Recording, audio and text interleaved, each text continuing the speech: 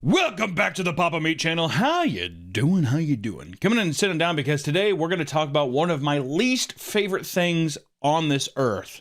Porch pirates. Not that kind of pirate. I would be welcome to that kind of pirate. Yeah, if Luffy showed up. Most likely, you or the people you live with order most of your stuff online. As convenient as that can be, the never-ending rise of e-commerce has also led to one of the most infuriating problems known to man. Pirates. People who steal your shit off your front porch. Why you do it? It's fun. Thieves in general are just disgusting. Absolutely vile. Don't like them. That's why I want to be that one YouTuber who put the glitter bomb in them. Porch pirates are a name given to people who purposely steal packages sitting on your doorstep. While this has been a problem for years, it became far more prevalent recently, especially after the whole pandemic, due to the massive increase in online orders across the world because you couldn't go outside and buy things. Amazon was my best friend. No, probably that Chipotle. That DoorDash guy for sure, probably. In fact, billions upon billions of dollars in merchandise are stolen each year. Billions! For many people, this isn't even a one-time issue. A large percentage of these victims have had repeated instances of staking out their front porch. That makes sense though, because if a guy's like, this one's shit. Next one, this guy ordered this. That's the money house. Or what you could do is you steal the package, you like it, and you know they're gonna order another one. Well, yeah, exactly. They gotta order another. And sometimes these repeat offenders are at the hands of the same porch pirate, which obviously, or do you think he has other porch pirate buddies and they're squabbling around the poop deck talking about it? That's X marks the spot. There's definitely gangs. 722 Cherry Street. That's the house you want. They have like coordinated attacks. What? What do you mean? Yeah, they'll go down like street. They'll be like different cars, and they'll like go down streets at the same time, and they'll follow UPS people. So like they'll follow. Do you think UPS guy's like driving, he's like looking at his rear view mirror, like UPS guy has like a fucking gun, like a French Connection chase or something like that, or like those armored vehicle. Have you seen like the Brinks, Brinks ones? Yeah. Those are carrying LED light strips for like a 14-year-old kid ordering stuff for his Twitch gaming setup, armed guards and shit dropping it off. More and more people I've been finding what's become more normal, and that I've even had to do is you put like a lock box outside, like a big little crate or whatever, and then on your Amazon delivery thing you can give them the pin, open it and put it in. Don't have to worry about it. Or you can put a glitter bomb in it. Glitter bomb. That's a YouTube video. That's a YouTube video. This problem has only gotten worse as it seems that these thieves are only becoming more bold and shameless. Shameless. Many Amazon drivers have admitted that porch pirates actively followed them so they can steal their packages as soon as they put them down. At that point, you just give the package to the guy. Fuck no. Unless they pull a gun on you. Yeah, and you better leave, buddy. Backing down the sidewalk. Other delivery drivers have been seen walking up to people's houses with porch pirates nonchalantly following behind them like it's no big deal. And within a few seconds of the package being placed down, it's already being stolen. I feel like that's whenever you should be like, you can tase them. Yeah, exactly. That'd stop people real quick, wouldn't it? Don't go near the drivers. The Amazon drivers should have a taser. Or a fucking billy club. Cut you at your shins. Give him a gun. Give him a gun. An Amazon 3D printed gun and a glitter bomb. You shoot the guy in the chest 2 times and then you throw a glitter bomb on top of him. Mark Rober, that's who it is. So today we're gonna talk. Oh, now we're just getting into it. Been a bit. So today we're gonna talk about the degenerate world of porch pirates. Not just to show how crafty they're getting, but to show how people are fighting back, and maybe to give you some tips on how to be a porch pirate. Fight. On both, either. I don't know. You do what you want to do. Porch pirate encounters. In 2018, a Brooklyn neighborhood was being terrorized by a man whom they called the Picky Package Thief. Could have probably settled on a better name than that. Dr. Seuss lived in that neighborhood? Yeah. Does it seem like that? I do not eat green eggs and ham. I do not like you, Sam I am. Every time people would order packages, this man would come up to their porch and sit down. Once he grabbed their packages, he would calmly pick through their order, throwing out anything he didn't want before leaving. All right, maybe the Picky Package thing is pretty funny. He's like, fish oil vitamins. He's like, oh, PS5 controller. Okay, here. Ring doorbells and surveillance cameras had caught the criminal doing this exact thing on several occasions. His stealing spree ended on February 27th when Neighborhood Watch members tackled the man to the ground and held them there until police arrived, which I love that kind of street justice. And who was this porch pirate? Well, this porch pirate was identified as 33-year-old Hector Roman and was charged with possession of stolen property and petty larceny. I don't like the idea of a guy like stiffing. That would piss me off. Take the whole thing and be like, he took all my goods. Like that fucking guy who broke into my car and he stole everything but the Creed CD. It's like, motherfucker, like, yeah, I have taste. I have taste, all right? You can just take out, like, especially like a shampoo or something. Yeah. I'd be so in my head, I'd be like, I don't know. I feel like I'd appreciate it. Thank you. You took the things you didn't want. you don't think there's psychological damage to being like, a person being like, really? You bought that? I'm too self-conscious. I buckle immediately under social pressure like that. No, I think I can handle it. Unless it's something. Yeah, maybe you wouldn't care because you'd be like, hey. I'd just be happy that not all my shit's gone. Yeah, exactly. You'd be like, hey, money well spent still. It's like covered in dog shit from your yard. I'll wash off and then you can do whatever. that would fuck me up so much. It's like the shampoo thing or like a shirt. I thought it was a cool shirt. Like a nice I'm like, oh, that's nice. You get in the mail. Ring doorbell camera. He's like, I'd never wear that shirt. I would never have the confidence to wear that shirt. I think the only thing if it's like something sexual, like for example, if I had like extra small condoms in my package and he didn't take those, I'd be like, of course they wouldn't fit him. It always goes to like, it has to be something like that. Anything else is fine, but it's like as long you always think in the sexual manner, don't you? Yeah. God, I'd say what pissed me off more is if I ordered like a big old fleshlight. You know what I mean? He took that motherfucker. No! Just knowing he's underneath a bridge somewhere. What if he beat himself off there right in front of the camera? Yeah, test it out. Right in front of the Ring camera. You're on your app at work. It's like catching your wife cheating or something like that from like a private investigator. You know, it'd be worse too if he fucked it, finished inside of it, and then left it for you to clean it. Like, what am I gonna do with this? Oh my God, I like you said to clean it. I'm throwing it away, heck. Yeah, him using it, that'd be a bridge too far for me. I would still use it, but No, you wouldn't. desanitize it. Throw it in the dishwasher. No, there's no way. Also, another man's spunk in your dishwasher. Every time I had like a plate of lasagna, I'd just look at the plate and be like, I'd be looking at that Ring doorbell cam footage, though, like AVGN.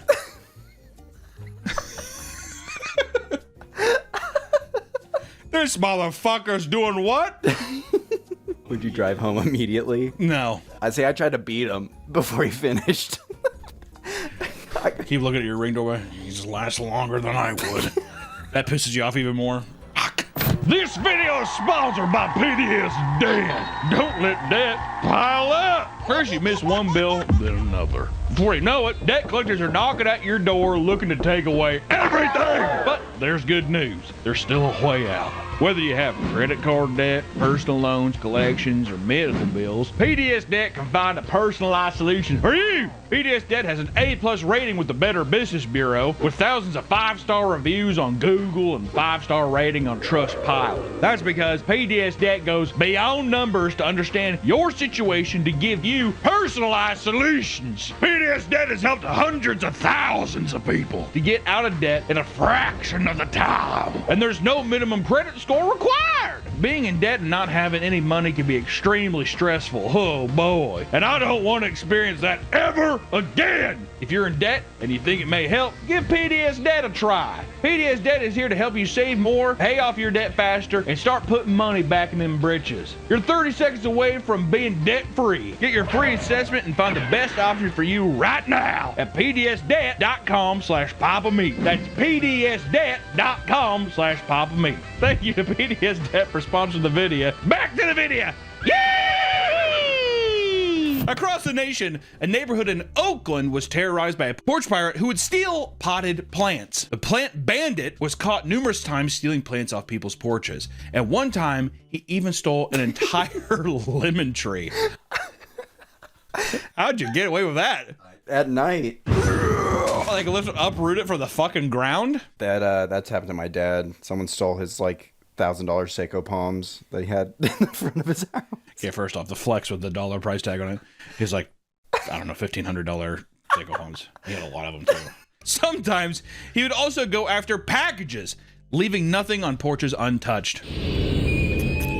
The suspect, who had been getting away with this crime spree for months, was described as a bald man in his 60s or 70s. Police would eventually detain a man who matched the description. God, like what, every old man on earth? What the fuck? But no formal arrest has ever been made for this guy. They couldn't find him. I'd be like, I'd get a big lineup of old people and I'd be like, there's no way that motherfucker can uproot a lemon tree. I can.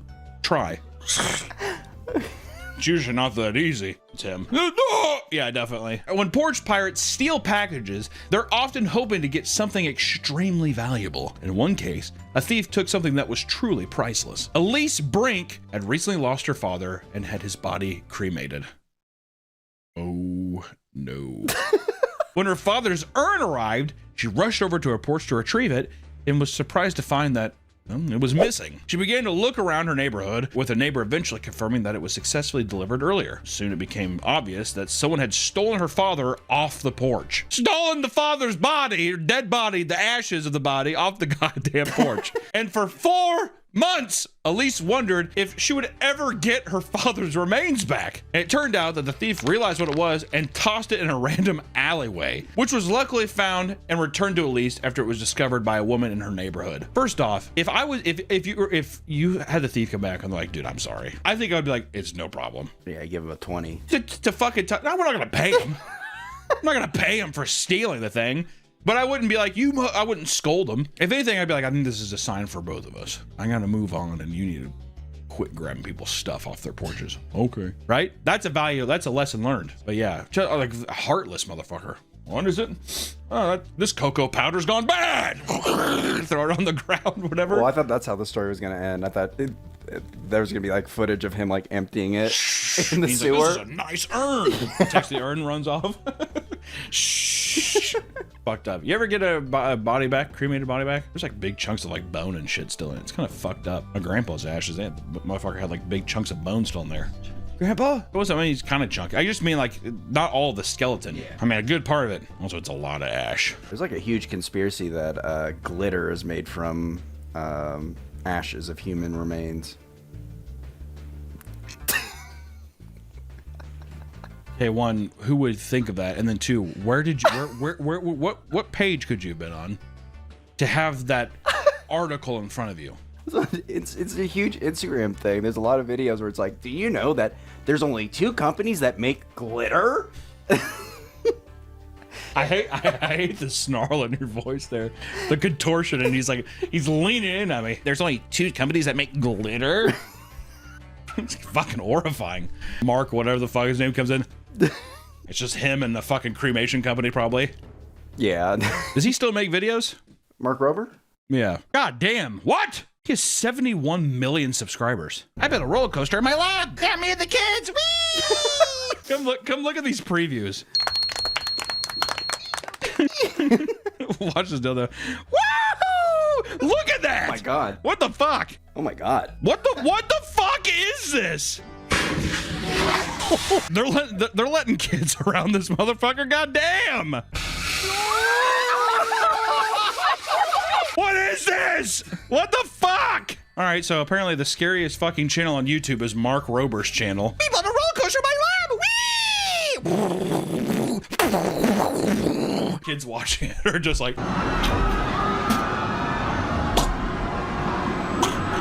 Are they enjoying it? Yeah. Delivery drivers also have to deal with porch pirates. One driver in Illinois had to fight off a would-be thief to save an expensive package. While doing his rounds, a delivery driver had just set down a package on a doorstep of a home when a hooded man ran up beside him and stole it. Without thinking twice, the driver stopped the porch pirate and grabbed the package. The 2 men began a tug of war, pulled at it until the driver eventually won, and the would-be thief ran back to the street where he was picked up by a getaway car. The box the pirate was trying to steal contained 4 new iPhones and 1 Android, which the person had bought from a door-to-door salesman. In the end, the thieves were never caught, but the homeowner received their handful of phones thanks to the determined driver. I want to say the driver's a hero. I'm suspicious of the person buying all those phones. Knock on the door. Yeah, knock, wait. Hey, sorry, I just fended off a guy trying to steal your phones. Can I come in? Your Amazon driver. I'm your respectable Amazon driver.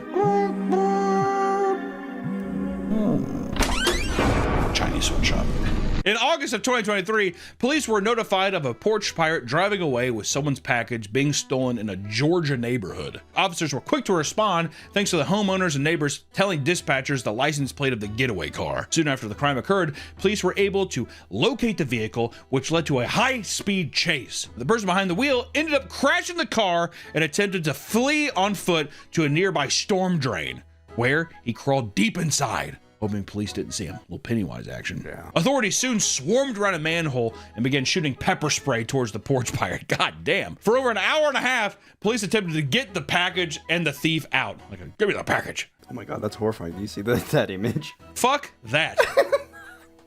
So they were just dropping pepper spray. Exactly. Ah! Ah! You get out of there. I can't. Finally, growing tired of waiting, they sent in a K9. God. Jesus! They sent in a K9. And the thief, which ended up being 31-year-old Laverne Vereen, would eventually crawl out and surrender himself. I wonder what do you think was even in the package? You know what I mean? Is it worth the high-speed chase? It's a loot crate. You don't know what's in it yet. God, can you imagine going to prison over a fucking loot crate? over a Doctor Who loot crate? I'd kill myself. I'm not even joking. I'd hang myself. Yeah. See, right as they're arresting me, I'd be like, wait, open the package, because I want to know. Open it! Open it! And you just see it says loot crate. That's the Doctor Who thing. The people that come outside are like nerdy people. And you know he's gonna make like a Instagram or TikTok about it. Guess who just fended off a porch pirate with his sonic screwdriver? Welcome, it has the Bo Burnham motto. Welcome to the internet. Welcome out around. Whatever. And he's just like,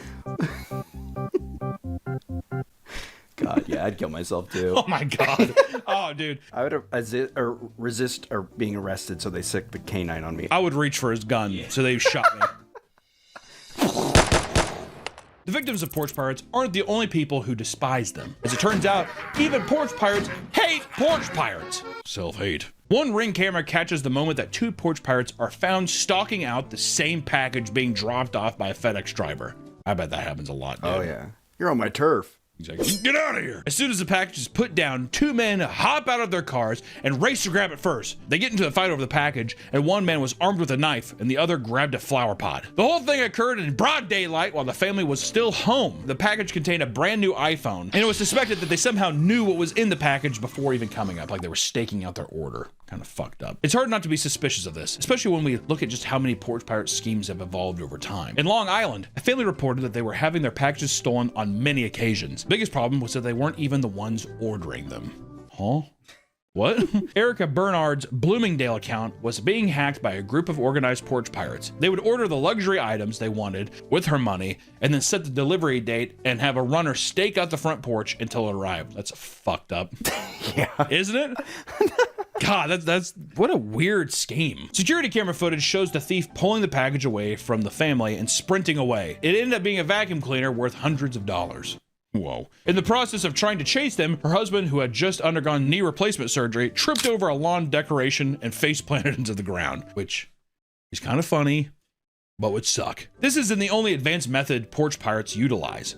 Many have resorted to wearing disguises. On many occasions, people will sell their old Amazon or FedEx vests on eBay. When a porch pirate is wearing one, families are less likely to suspect foul play when they approach the porch to replace the package for an empty one. That's kind of a fucked up thing. I didn't even think about that. On eBay, you can just buy a vest and be like, walk up to people's houses. It's the same thing, construction. Yeah, a little safety vest. Yeah, nobody will question you. Yep. Not all of them are quite as sophisticated, however. For every Amazon vest wearing thief, there's a man scraping together a disguise to conceal his identity. Spencer Googler was caught trying to steal packages anonymously by wearing a red pair of women's underwear on his head. Might have a little mental problem. Yeah.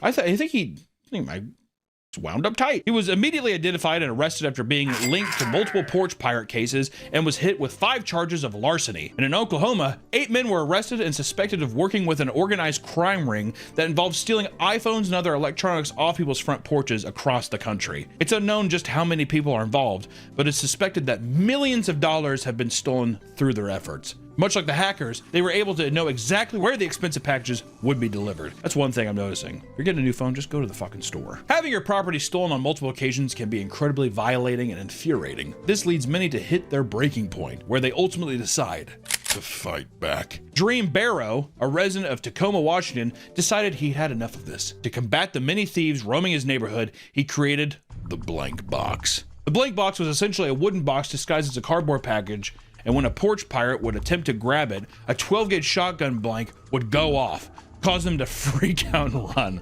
That's actually insane. You know how loud that'd be? That'd be insane. On his YouTube channel, of course. On his YouTube channel, he would show all the people his blank box trap had set running away in fear. Some of these videos raked in tons of views, and Jareem would eventually start selling this product online. The blank box is insane, dude.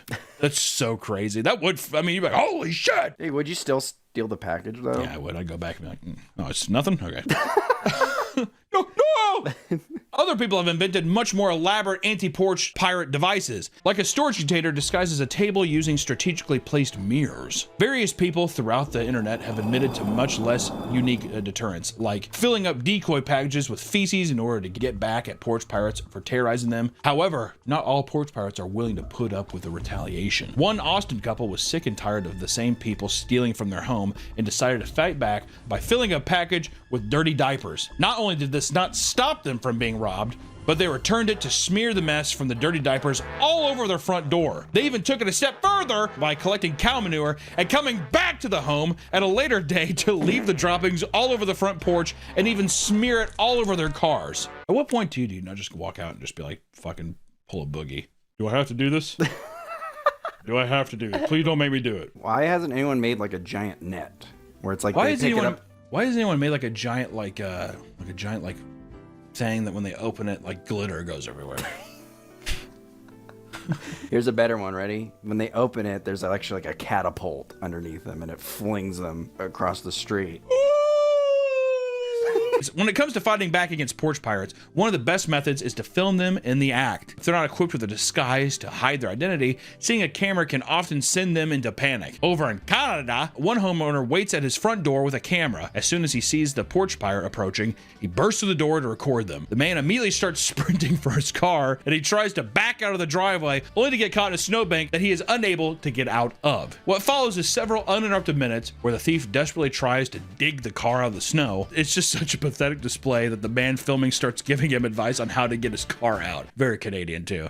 Eventually the man gets arrested after several failed attempts to leave. Some people would rather take matters in their own hands, honing all their anger and letting it out in an aggressive confrontation. One Florida vigilante named Stephen Phelps, who had just rented an obnoxious bright green Cybertruck, found himself face to face with a porch pirate while driving down a residential neighborhood. He watches the porch pirate stole someone's package before leaping back into his vehicle and driving off. Angered by what he just saw, he decided to speed up to the car and block him from making a left turn. Having no other way to go, the thief's car continued forward and slammed into the tree. The rental Cybertruck itself took a ton of damage, which was likely not worth the hassle just to save a single package, but goddamn, the merit is there. You gotta respect. It's hard not to get irrationally angry seeing your stuff get stolen right from under you. But just know that taking matters into your own hands can very easily turn into a disaster. Oftentimes, you're better off using more practical methods like setting up a lockbox or using security footage to report people to the police. But whatever you do, never, ever become a porch pirate. We will see you in the next one. Bye-bye. Or use a glitter bomb. Mark Rober, glitter bomb. Ah!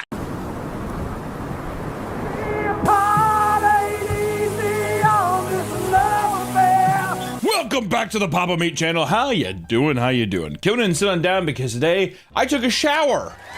My hair's not greasy. Sometimes to take a shower, it takes a long time to let my hair air dry. I don't see anybody comments again as someone saying that the haircut looks bad. Hair's wet, not greasy. You want to smell it, Nick, and see how it smells?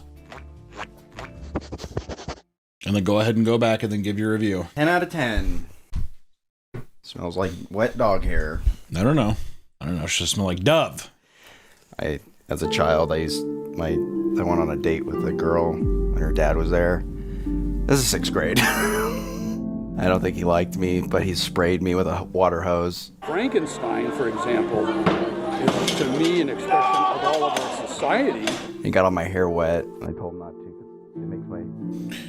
Today we're gonna talk about bug chasing. And no, not regular bugs, because when it comes to the world of sexual fetishes, yep, we're going there. There is no limit to what absurd things people can find themselves aroused by. And in most cases, there's no reason to judge people for what gets them excited in the bedroom, right? Behind closed doors, Nick, anything's fine. After all, nobody wants to kink shame, right? But what about a fetish that revolves around testing the boundaries of physical health? Disclaimer for this video.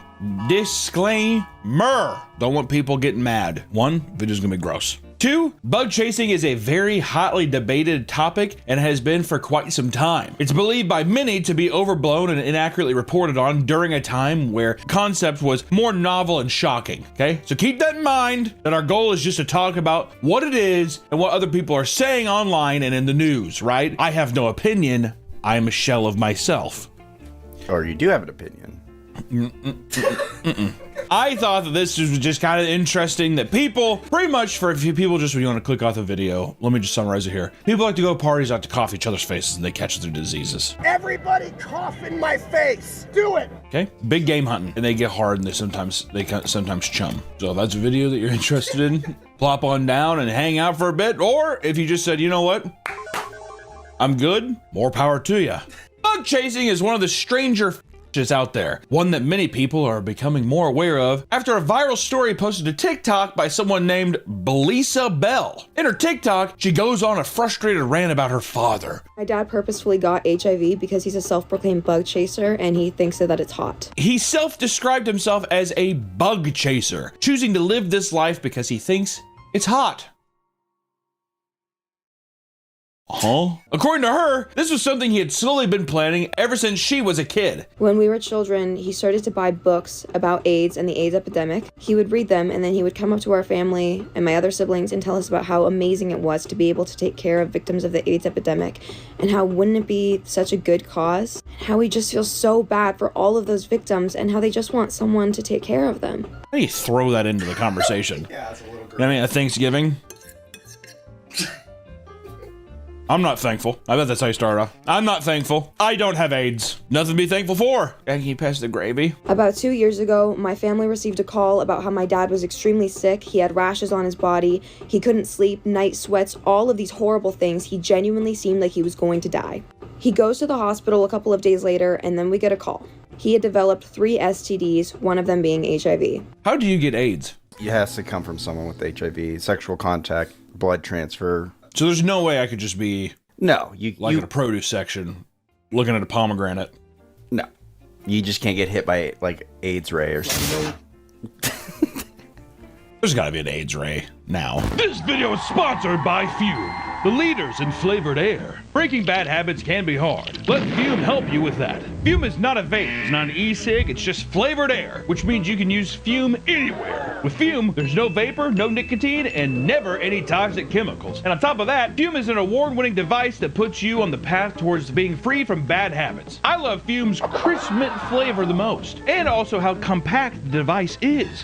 Oh. Fume is also there for whenever you feel anxious. Keep Fume by your side and find your calm with the satisfying clicks and snaps of the device whenever and wherever you need to be. Over 500,000 people have already made the switch to Fume as part of their habit change journey. If you're ready to try for yourself, now's the time. For a limited time, if you order the Journey Pack using my code PAPAMEAT, you'll get free Fume topper and an awesome accessory to level up your experience. Click the link at tryfume.com/PapaMeat or scan the QR code on the screen to get yours today. Thank you to Fume for sponsoring this video, and back to the video. But it got so bad that at one point, he was fully convinced it was going to kill him. He discovered he had HIV as well as 3 other STDs. To do this, bug chasers will have unprotected, or as we all say in the cool community, bareback sex with other men hoping to spread the disease. Damn, dude. So he wasn't even gay. He was just like, I want you to give it to me. It's kind of dedication. What about sex is it that gives you HIV? Tearing like the inside of your hole. You're tearing skin, from what I heard. Can we do fact check? I want to put the fact check, and while I talk, I want my voice to slowly lower in the mix so I can talk about this. Does it have anything to do with poop? No. So it's not about fissure tearing and then the poop gets in there. He better really have lowered the volume for that. While the fact check is up, or else I'm gonna be pissed. Not only did he try to groom me to be his partner and his toy, but he also wanted us, his family, to take care of him when he purposefully self-destructed. Do you think that's like a victim complex? Yeah, it's a victim it's kind of like Gypsy Rose's mom. It's like Munchausen's by proxy or whatever. But it's just isn't it just regular Munchausen syndrome? I thought Munchausen syndrome is when she's like, I'm sick and I'm a victim. Help me. After the story had gone viral, her family was furious at her for talking about it publicly, and Blizzard was kicked out of the home, and she began resorting to TikTok crowdfunding to afford moving out. This eventually worked out, and she has been updating people about the process as it develops. Can you get rid of AIDS or HIV? What exactly is the difference? Because this is actually an interesting thing for people who don't know. What is the difference between HIV and AIDS? AIDS is a advanced stage of HIV. AIDS stands for autoimmune disease. So, what does HIV stand for? Human something virus. Fact check again. And if there's something with poop there, then we can put the edit back in. But I'm almost positive it has nothing to do with poop. It's blood, semen. You're telling me that blood and semen, but there's no poop? The fact check has still got to be up during this part. Voice lowered. Bug chasing has been around for quite some time. In fact, many claim that it's been a thing since the AIDS epidemic of the early 80s. As medication began lowering the death rate of virus, gay men slowly began having unsafe sex once again, no longer being afraid of catching it. Even back in 1997, it was known that a tiny community of bug chasers existed. There was fear that if their numbers were to grow, it could roll back the last decade's worth of work. Medical advances, you know what I mean? Jesus. I don't... Fact check. I don't even feel comfortable publicly saying that. I have no. Cite your sources. I was gonna say that sounds cartoonishly evil to That paint the gay people. that sounds like an offensive. It feels like someone pulled that from like an anti-gay pamphlet or something. You know what I mean? Yeah. And they were so evil and so horny that they said, "Why are we doing? Let's just give each other AIDS." There's no way. We have got to fact check. That's our new swig break is fact check. Fact check.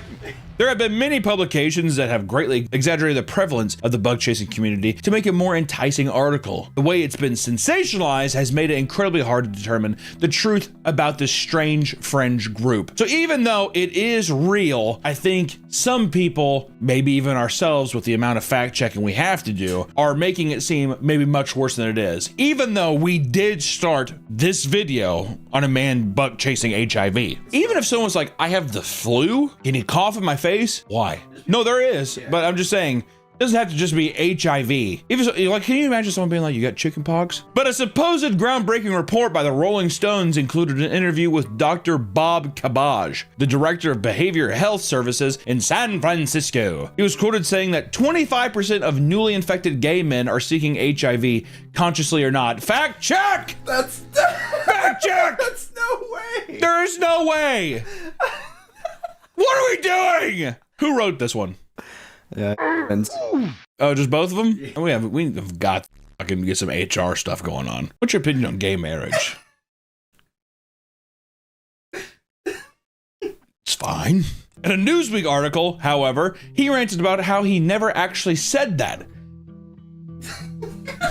All right, redact the anti-homophobe. Okay. And even told their fact checker this was completely false before its release. I don't care. So they just make it 38%. Whatever. Say he hates gay people. Like, I never said that on the cover of the Rolling Stone. Other outlets like Vice insist that bug chasers engage in sex roulette parties, which are events in which one person is secretly infected with HIV, and everyone avoids the use of condoms during sex, giving people the thrill of not knowing whether or not they have it. Many of the peoples referenced in these articles seem certain of their existence, but cannot seem to point to a specific group event they've seen with their actual eyes. You know what? It's too much HIV stuff. I was gonna say, because every time I've ever heard bug chasers before, because I've heard it before, this HIV viral post, but it was always like people being like, you have strep throat, or like you have it was like, it's basically like minor thing. Like, I don't think I've ever heard of anyone being like, I need to go get HIV. Not saying there isn't, because I bet you there is someone out there who's like, let me toe the line. I would say it's general STDs. They want to get like gonorrhea or like yeah, something that's kind of curable, where it's just like roulette of like, I'm gonna get sick, and then you find out if you got sick or not. It's like an adrenaline rush. It's like an adrenaline junkie. Can you imagine someone the same way that someone like buys like a necklace and they're like, oh, I've always wanted this chain. Could you imagine that with like genital warts? I've always wondered what my balls or pussy would look like with all these like little beautiful, these little pearls hanging off my skin. I want to, you know what? I want to interview a bug chaser who they regret doing it, where they're just like, I was stupid. That has to be 90% of them, if not 99% of them, right? I think it's something where you get the thrill. It's like, that's got to be the craziest post-nut clarity. Sit at home, blink around, and throw it in your mouth. Oh, jeez. Across all strange corners of the internet, you'll find people discussing these so-called bug chaser parties, while it's likely that they're being completely overblown. I think it'd be interesting to see what they claim goes on during these events. There are two types of gift giver parties. One involves an orgy that consists of just one HIV positive person. After the deed is done, the host reveals who the positive person was, letting the group know who was potentially infected. See, I wouldn't want that. I don't want to know who's infected. You don't? I like that, actually, at the end of the party. Everybody gather around. Who had fun tonight? It was a good time. We had a great time. And for everyone wondering, drum roll. It was Sarah. She's like, or actually, it's a big guy.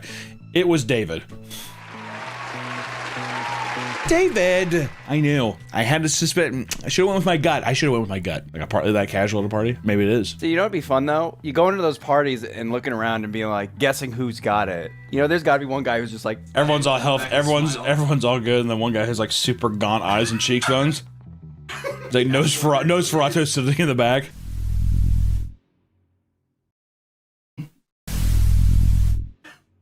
Nah.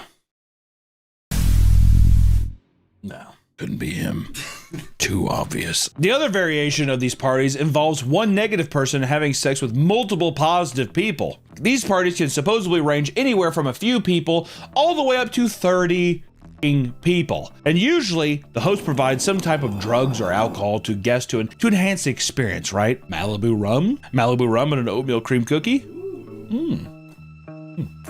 Within the community, it is said that there's a lot of terminology that gets thrown around during these events. But here's what we're seeing the most often. If someone is looking to get infected, they are called pause chasers. You know what, bleep it. I don't know what I said. Pause chasers. I don't know if I like that. Those looking to receive the disease look for HIV positive sperm, which is referred to as pause load, or poison seed.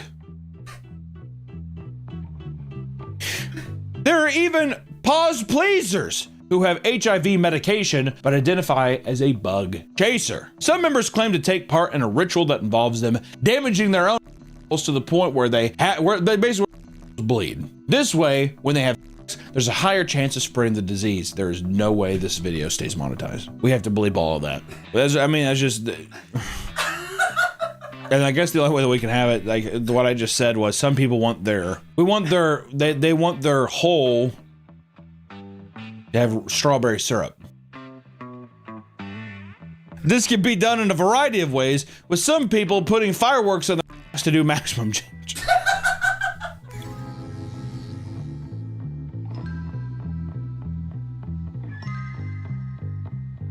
What do you mean you're blew up? I stuck an M80 up there and let her rip.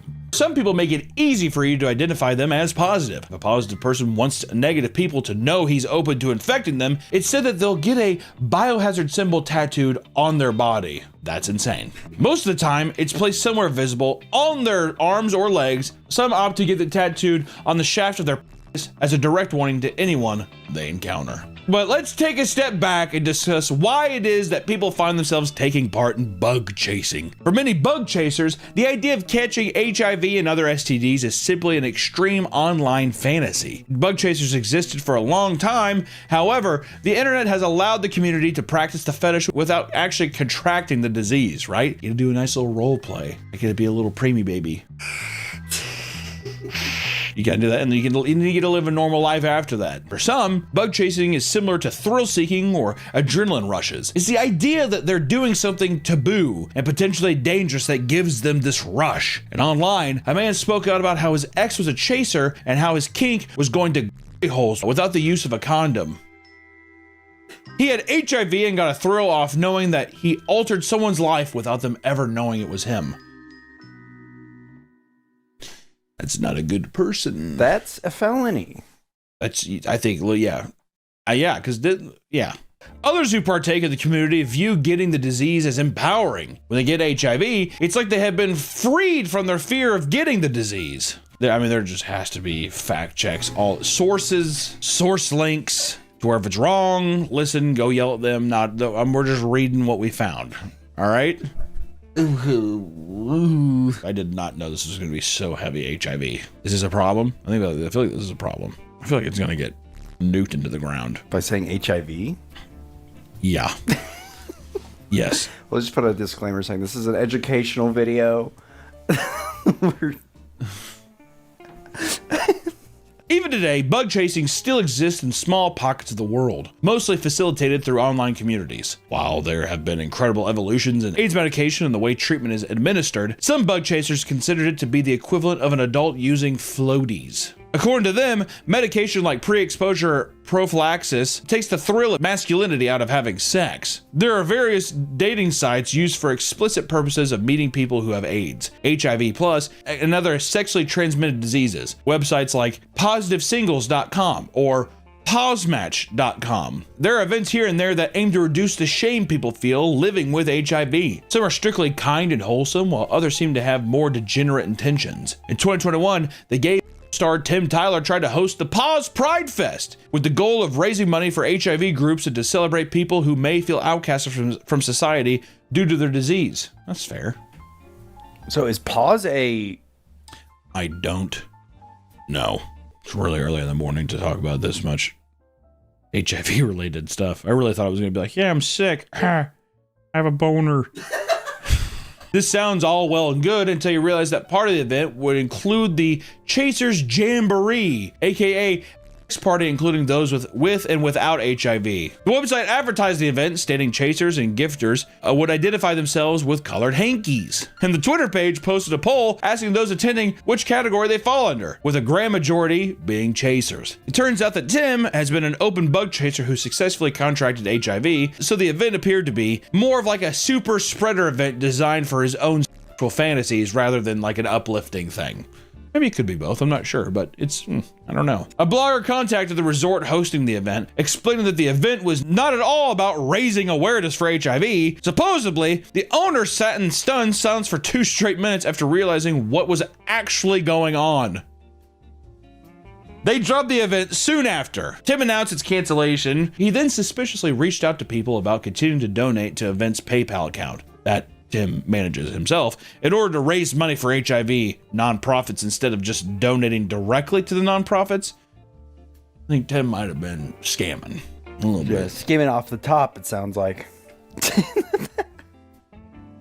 While most people would probably be a little more private about their chase fantasies, some people are willing to post public Craigslist listings in search of their dream gift givers. Other people seeking dating advice online have admitted that bug chasing has caused significant problems in their relationship and led to eventual breakups. After dating a man for 6 months, one user admits to finding out that his drag queen boyfriend had been secretly hooking up with Pause guys in the hopes of being infected.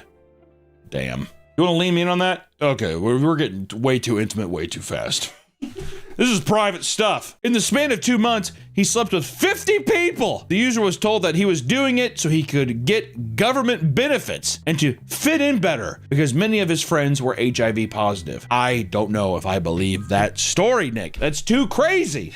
Is it not? I mean, this all reads like an like a homophobic pamphlet. Yeah, the gay guys all get AIDS so they can get government benefits and they can all hang out with each other in their cool treehouse. The bug chasing community has a dark underbelly that many of its members struggle with. There are more serious implications for those that are driven to get the bug. A small section of the community gets HIV as a form of self-harm to cope with something more serious in their life. Mental illness is seen as a big component, with many people being preyed upon or agreeing to certain acts while not being in their right state of mind. Some research insists that this fetish is based in addiction. Certain fetishes are tied to bug chasing like BDSM, but one in particular is extremely damaging. Chemsex! also known as party and play, involves both parties injecting themselves with hard drugs while having sex. This behavior ties the act of bug chasing to getting high and creating a very addictive loop that is hard to break and even more dangerous. The addiction only worsens with each party or interactions as people slowly grow more desensitized to the idea of having HIV. There seemed to be a lack of proper knowledge of the disease for many people that partake in acts like this, and all of these elements leave many people broken and hopeless. One man claimed that he was seeking an HIV positive partner so he could get infected because it was his death wish. When questioned why he wanted to go out this way, he stated it was no different than someone addicted to drugs or energy drinks. You hear that, Red Bull? You got some explaining to do. They believe it's a way to control their fate, stating they would have died from cancer or a heart attack anyway, so I'm gonna die from HIV. Another man simply wanted to die from bug chasing because he didn't see any other way. They claim they have no skills or friends in life to keep them around. And the thought of getting AIDS is arousing, so they believe it's the best option, which is just sad because it's just total mental deterioration. Lack of self-confidence, lack of social skills, all come together for someone to just be like, what's the point? And that's heartbreaking. We've covered a lot of strange on this channel. A lot. Too much.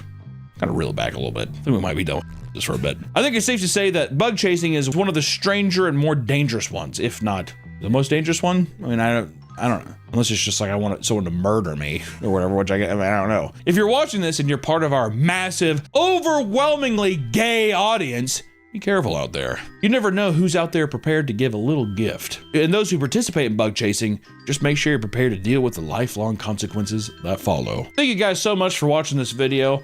Stay safe out there, wear a mask, and wash your hands. We'll see you next time. Bye-bye. Welcome back to the Papa Me channel. How you doing? Come on in and sit down because today we're talking about my trip to Japan! Konnichiwa! Sumimasen! Mushi mushi! One Coke highball, please. Arigatou gozaimasu!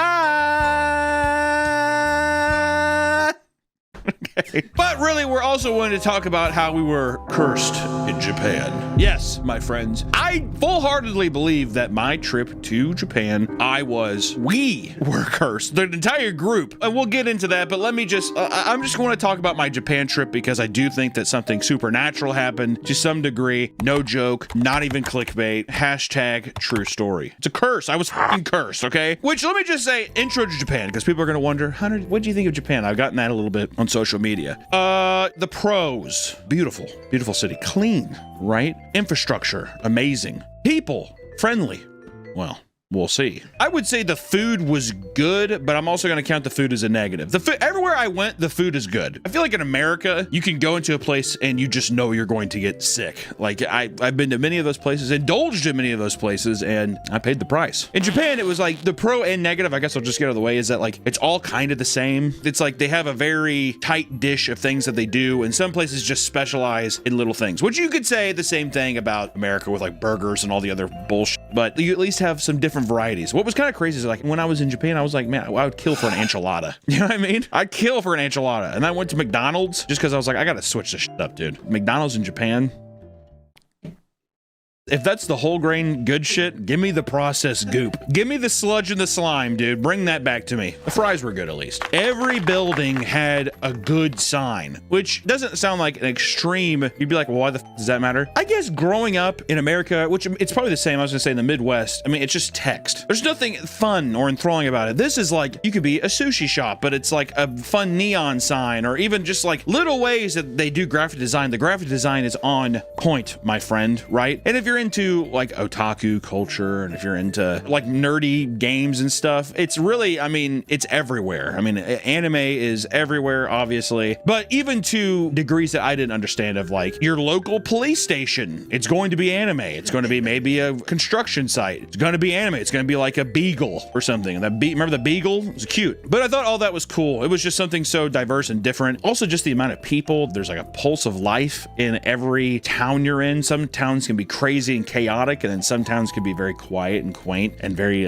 relaxing. It's nice, but in some way it always feels like it's hope in some kind of weird way. A lot of Midwestern towns I've been to, it is the opposite. This is the end, this is death, this is my forever. You know, that's exactly how I feel, which I've gone and done different things and come back to appreciate it more, but it's dreams go to die. That is just you're born and do not dream, just get a job and die. That's what it feels like. And one more thing, I guess, too, is I feel like everybody just takes like a lot of pride in their work, you know? Like even people working at like a McDonald's, it felt like every job felt like it had a purpose, which I guess here in America, it's like maybe just more entitled feeling. I would say my favorite thing by far is the rich religious culture of like shrines and temples was beautiful. Beautiful, beautiful, beautiful. The architecture, the appreciation, coming from also a place like America, the oldest thing we have is from the late 1700s, realistically, of like the American history and stuff like that. So going to things that are like hundreds and hundreds, if not thousands of years old is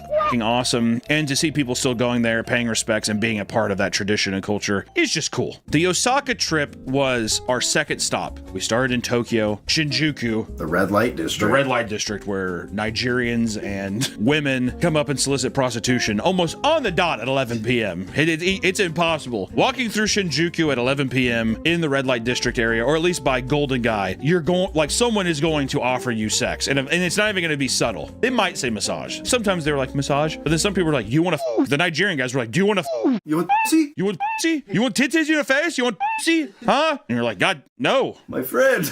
We started in Shinjuku, then we went to Osaka, and then we came back to Tokyo for our flight, but then we stayed in like Akihabara. The negatives, really, it was just in Shinjuku, it was like soliciting prostitution. Too many fucking rules was one for me. Like, if you talk on a fucking train, people are gonna get pissed. You know what I mean? Like weird where it's like societal stuff, which whatever, you know, I mean, it's not like we went ahead and did those things. I feel like we were very respectful, but it was just like very restrictive. It's a very restrictive culture, I think. I just, no enchiladas. Like, what the fuck is that? You know what I mean? Like, goddamn, can I get some enchiladas somewhere? I got duped because it said taco. And I was like, Oh yeah, we went to a place in Osaka called Taco King. It was awesome, but I did think it was tacos, and it was just octopus balls. They were good, and it was awesome. If you're in Osaka, you should go to Taco King. But yeah, no, that translates to like, I think it means like octopus king or something. So,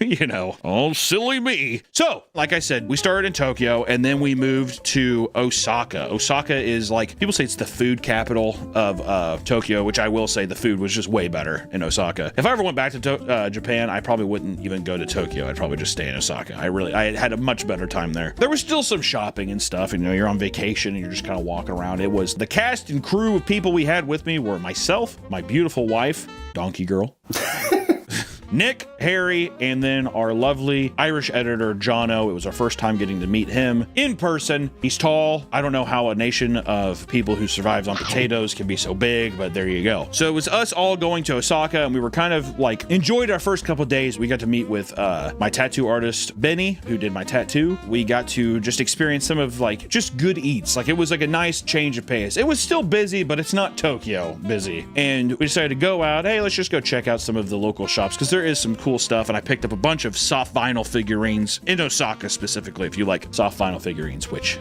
I do. But as the night was coming to a close, things closed pretty early too. Actually, another fucking negative. Nothing opens till like 11 a.m. I kept waking up at like 7 in the morning and then just like kind of, I guess I'll go for a walk. And walking through Shinjuku at 6 or 7 in the morning, you're going to see someone like, oh! Like throwing up. We saw this one girl like black out on the ground, and her friends were like, hee hee, and they picked her up like luggage and just like ran off. Well, I'm assuming to like a Subway or something. The train, Americans, not the sandwich place. The guy who slipped and slammed his head that reverberated. Well, that was nice, yeah. It feels like, looking back on it now, there was a lot of omens telling us to stay away. Like, there was something negative coming towards our future. Watching a man fall down a flight of steps, like we were walking in Shinjuku, all the bar doors are just open, so it's like, welcome in. But everything in Japan goes up. So the stairs aren't like you go at like a nice, I mean, you're like climbing a fucking ladder a lot of the time. So we were walking past this bar, and I was like, oh, that's kind of cool. It's like a Motorhead bar. It was called like Ace of Spades, or it had like a Lemmy decal on it. I kept an eye out for it because we kept going to this place called Gods, which was like a metal bar, and I really liked it. I mean, it was fun. But yeah, I was watching the open door, and this guy, you just hear, go, go, go, go, go, go. And the man falls out, bald ass head, right on the ground. I mean, hard. He gets up, like yelling, and he's like not composed. Like this, like you have a concussion, 100%. He was like struggling to even stand up straight, and he just kind of like stumbles and runs off. Whatever. And the doorman does not bat an eye. Which I'm guessing that staircase has claimed many lives. But that was one thing where I was like, maybe it was a sign. Maybe being solicited prostitution by Nigerians and women. Also, I want to say that I'm gonna get to the curse, I swear to God, but I got really drunk with Nick, Jono, and my buddy Rob, the guy who directed The Sadness. We all went out to karaoke. We called it a night afterwards. It was like 2:30, 3 in the morning. Everyone split ways, to go back to their hotels. I was walking back. It was like a 3-block walk, really close. I was walking home kind of drunk, and then the stairs that go down to the subway, there's like always like a fence around them. And from behind the fence, this woman pops out, Sir? You love me? And I was like, oh, no. Sounds bad now, but she was like, you want massage? And I was like, no, I don't. You love me. I don't. I keep walking. And then she just followed me. 3 blocks isn't a long time, but it felt like forever. Sir? And it like got horrifying. I mean, like sad, horrifying, where she was like, sir. No, I'm good. Sir. And I mean, all the way up to the front of my hotel. As I was walking in, I heard her, sir! Like that. I mean, it was insane. I wrestled some fucking demons that night. I was like, what if it wasn't even a prostitute? But then I was like, you can't start it off with you love me and then massage. I've had 6 Nigerian guys ask if I want to fuck, and then other people in like puffer jackets, girls in puffer jackets come up and be like, you suck cock? You fuck me? And you're like, no, I'm good. Massage? I'm like, no, dude, no.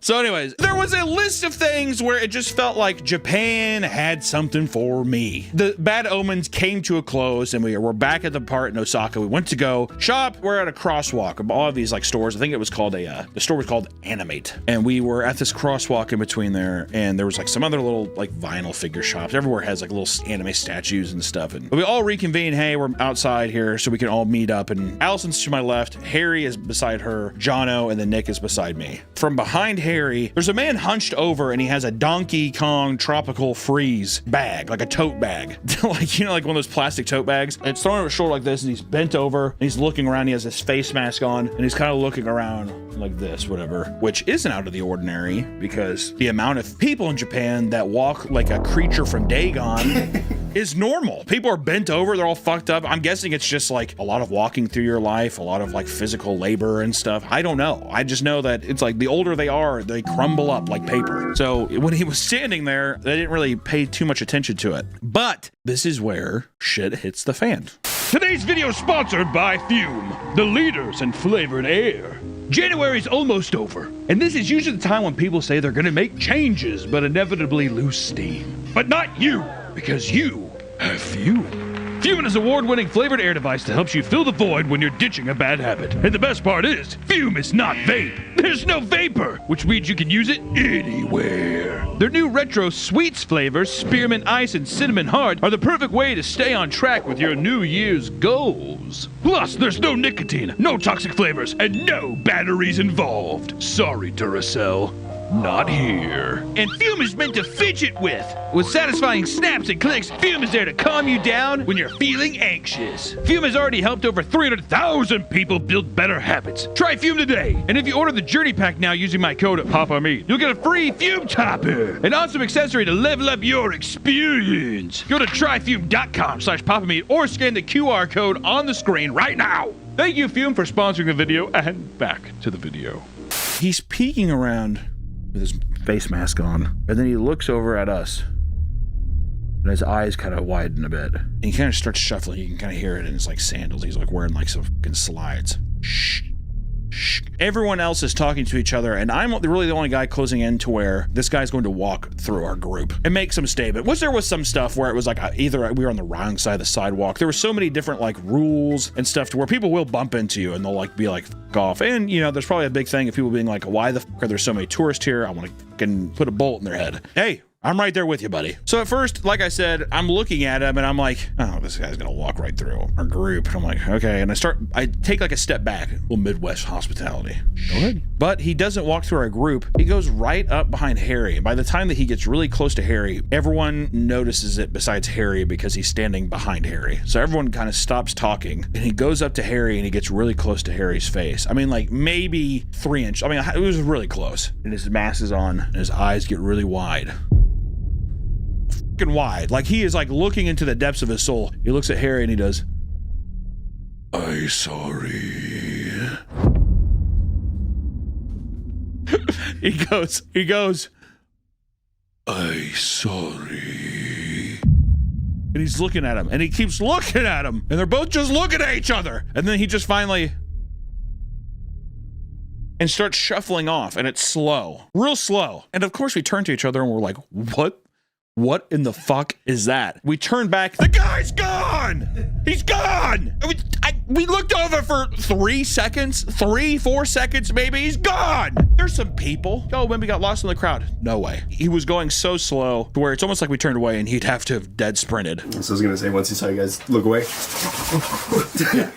So this begins now the list of things that confirm that we were cursed. I don't know if there is something where a curse can be transmitted from like marking somebody with his eyes, like by just looking at this guy and we all looked at him, we were cursed. I don't know. It's a very superstitious culture. I'll say that. So who knows? I guess I'll say my end. That night, I immediately got very sick. So sick, in fact, that for the next 4 days in Japan, I was bedridden. I mean, I could not, I was fatigued. I got up, and I think right now there's a huge outbreak of like influenza or something in Japan or something like that, you know, record high. But it was just that night, I immediately was just kind of like, you know, we kind of know you're getting sick in your throat and you're like, fuck. That next morning, I'm not even joking, it felt like, I mean, I couldn't eat. Even just like choking down water was rough. I would try to get up because I'm sitting in Japan in a hotel room and I'm like, I'm wasting all this vacation time. Like I planned this, we worked so hard this year to fucking come out here and do this, and now I'm just like sitting in my room. But anytime I would get up and try to like go down to the lobby to get like a coffee or something, it was so lightheaded I feel like I was gonna black out. Seriously, that way for 4 days. So like everybody was kind of like, are you sure you can't come out? And it was fucking horrible. Like I just kind of sat there and I felt plagued. That's how I feel like I was cursed, all right? I really did not get better until we went back to Tokyo, Akihabara. So really, I was sick the rest of the time that I was there. Mind you, the next person I'll talk about is Allison, because she was in the same room as me, obviously. So that night, I start getting sick. She's like, well, it's probably nothing, just drink water. I was like, okay.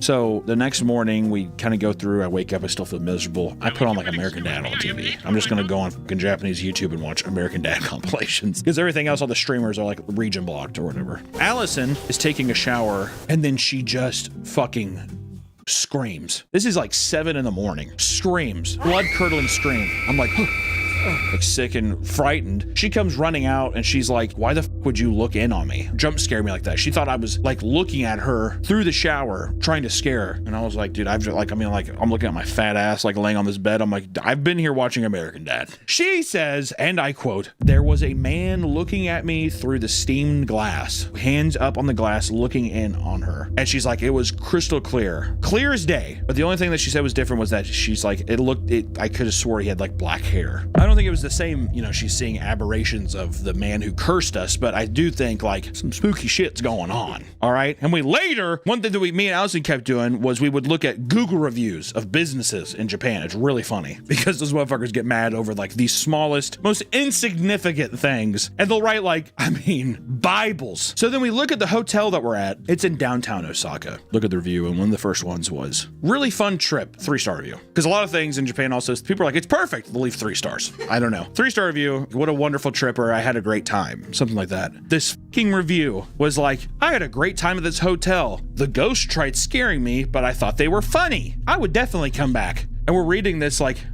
what? Because at this hotel, there is a fucking temple right next door. Like not even right next door. There is a tiny alleyway and there is a full-fledged fucking temple. The guy in his review basically goes like, oh, it was this guy with black hair, so-and-so, which everybody in Japan has black hair, but still, it was like one of these things with, he talked about the ghost from the temple. We went there the next morning and fucking read the placard of the guy who was at the temple, and she was like, this looks like him. They had like a picture of him. This looks like him, which I was just like, all right, dude, like, you know, come on, Allison. Let's try to reel it in a little bit. But still, a fucking paranormal haunting happened. It freaked her out for the rest of the trip, at least in Osaka, where it would be like, leave the door open for the bathroom. Because it was like, there's an entryway to the bathroom, you close that. There's another door to where you have a toilet, another door to where you have your shower. So you would leave the door open to where like anybody in the room could like look in and see. It's just me. I see my wife naked sometimes, so it's not a big deal. But just one of those things where it's like leaving a night light on. I don't fucking know. That's Allison's. Whatever. Next, we go up to the culprit himself, Harry. He had insomnia every night he was in Osaka. Every night since he got cursed, he was tossing and turning. He was saying that he kept like hearing people tapping on the wall. Don't know what the fuck that's about. Very vague. Harry's a very vague man. So you'll just be like, well, was it scary? Yeah. And you're like, oh, okay. Well, what happened? There's just like tapping on the walls. So that's as much as I got out of that. All I know is every day it kind of looked like there was a little ounce of dread in him. One, it could have been from how insufferable me asking what the questions were in my sickly state or whenever even we were coming back. But it just felt like it's one of those things, you sleep perfectly every night in Tokyo, but then now all of a sudden you're hearing shit, you can't sleep, insomnia, it feels like you can't get any rest. Come on, bro. Right? Am I wrong? A little suspicious. Little suspicious. Then our tall, doughy Irish friend, Jono, everyone while I was sick went up to go see the snow monkeys in Japan. It's like we went in the winter, so it's like perfect time of year. You go up there, there's like hot springs, and you see these snow monkeys. They have red faces. I'm sure here's some pictures or some videos of them up there having a fun time. I didn't get to go because I was sick. I had a good time. Jono goes up, everyone goes up there, and they go into a hot spring where you can like sit in a hot spring. Naked? And the monkeys are, well, yeah, naked. I think everybody knows it's naked. Did you guys see each other's dicks? I was covering up. You didn't just let it hang free? Oh, I think when I grabbed my towel, I did. It was too cold. We got out, and it was like, so I'm pretty sure people saw my dick. All right. Well, and mind you, this is normal. People go in, you pay to go into these hot springs and sit around them. And like the monkeys they go around you. They really don't give a fuck. They're so acclimated to it that it's just like, they don't really even pay attention as long as you just don't look them in the eyes. Yep. The guy specifically said, no looking eyes. No looking eyes, right? Which, whatever. We've heard that before. Don't look fucking monkeys in the eyes. Sure. Jono gets in the hot spring, and from the sources of Jono, Nick, and Harry, all of the monkeys like surround the hot spring. They make a fucking circle around the hot spring, and they're all looking at Jono. Is it because it's the first Irishman they've ever seen? Is this the biggest man in the pool, therefore they feel intimidated? I'm not sure. All I know is usually they're frolicking around and kind of doing their own thing because they just don't give a shit. But now they're all huddled around this circle watching Jono. And Jono is a tired, scared Irish boy. So he's just kind of like looking at their feet, but he sees the amount of feet there in front of him, and he's like, this probably isn't normal. Which sometimes the monkeys as well will get in the hot spring and they'll kind of like hop out. This monkey like hops borderline in Jono's lap. Huge noise. And it uses his fucking leg to pole vault off of him and out of the hot spring, whatever. But he gashes his fucking leg up like bad. Bleeding. He's like, oh my God, I can't believe what happened. Actually, I got the Jono accent. I should just do the Jono when he talks. He kind of sounds like this. So he's just kind of like doing this thing where he's like this. I can't believe that they fucking jumped off me, man. For real. It's pretty good, isn't it? I can't believe that they fucking jumped off me. It's crazy. It was the craziest fucking thing I've ever seen. It was horrifying. It was fucking horrifying how he did it. He jumped off my leg and it scratched me. I got out immediately. It was the craziest fucking thing I've ever seen in my fucking life, man, for real. It's so good. If Jono's editing this, you should have him say something. The one upside to that story is I did get to see Nick's cock when we were running into the bath. And to be honest, I was more concerned with that than I was with the monkey shit that Hunter's talking. I don't really remember that, but I do remember seeing his dick, and I do remember seeing, I got to see his balls as well. And they're very big, yeah. His cock was very large. You should show a picture of his leg, too. Yeah, show a picture of his leg. I don't know if we can. Well, the blood or whatever. We'll have to show some picture of it, but it scared the shit out of everybody. They immediately got out and kind of ran away, and the monkeys were all in unison as they were running away. They did not chase them. They just started doing, back and forth, chanting. It was fucking horrifying. They didn't even move. They didn't chant. They didn't do whatever. It almost felt like they were like, get the fuck out of here. You're cursed, right? But the most egregious, and dare I say, the most curse-ridden man was Nick of all, because Nick had the curse of not getting any pussy in Japan. All right? Mind you, Nick's a dirty bird, likes to get some pussy once in a while, dude. He's a man. Who doesn't? And we all know Nick loves Japanese women, finds the most beautiful people in the world, so he went there very eager to find a wife, potentially. Who knows? We went to clubs. We went to bars. Women everywhere. Women who I know for a fact, Nick's a good-looking man. And especially in some of these clubs and stuff, a lot of donkey faces out there, dude. All right? He's walking around like, you probably peacock a little bit. You know, he's all nervous. I know. Every time a girl would look at him, they would kind of perch up, though. In these clubs, just like, what the fuck's going on? It's almost as if he had this stink about him. He was emanating some kind of stink that maybe we had become accustomed to through this thing. Almost like when someone like shits their pants and on a car ride, and after a while you're just like, you become one with it. You kind of accept it as a scent. Nick couldn't break the ice with anybody. And you know what's crazy? Craziest of all is that even in Golden Guy or any of the places where people were soliciting prostitution, no one came up to him once. Which maybe they're coming up to me because I'm a big fat ugly man and they're just like, you surely need to pay for it, right? So maybe they're like, oh, we don't have to worry about him. But it's odd. Everyone else in our group, even Allison got solicited prostitution, okay? Not one person went up to Nick to ask him in a fucking weird way. Not that he would indulge in it. I think he fucking wanted someone to. It hurt. Did you want somebody to come up and... I felt like I wasn't wanted. It is, isn't it? Kind of feels like everybody else gets like, you go to like an ice cream store, right? Everybody else gets a sample and you're like the one kid left out. One Coke highball, please. Do I not look desperate enough? I don't think so. Probably not as me. I was kind of like, I had the big fat man waddle. It's like walking through the city. Oh.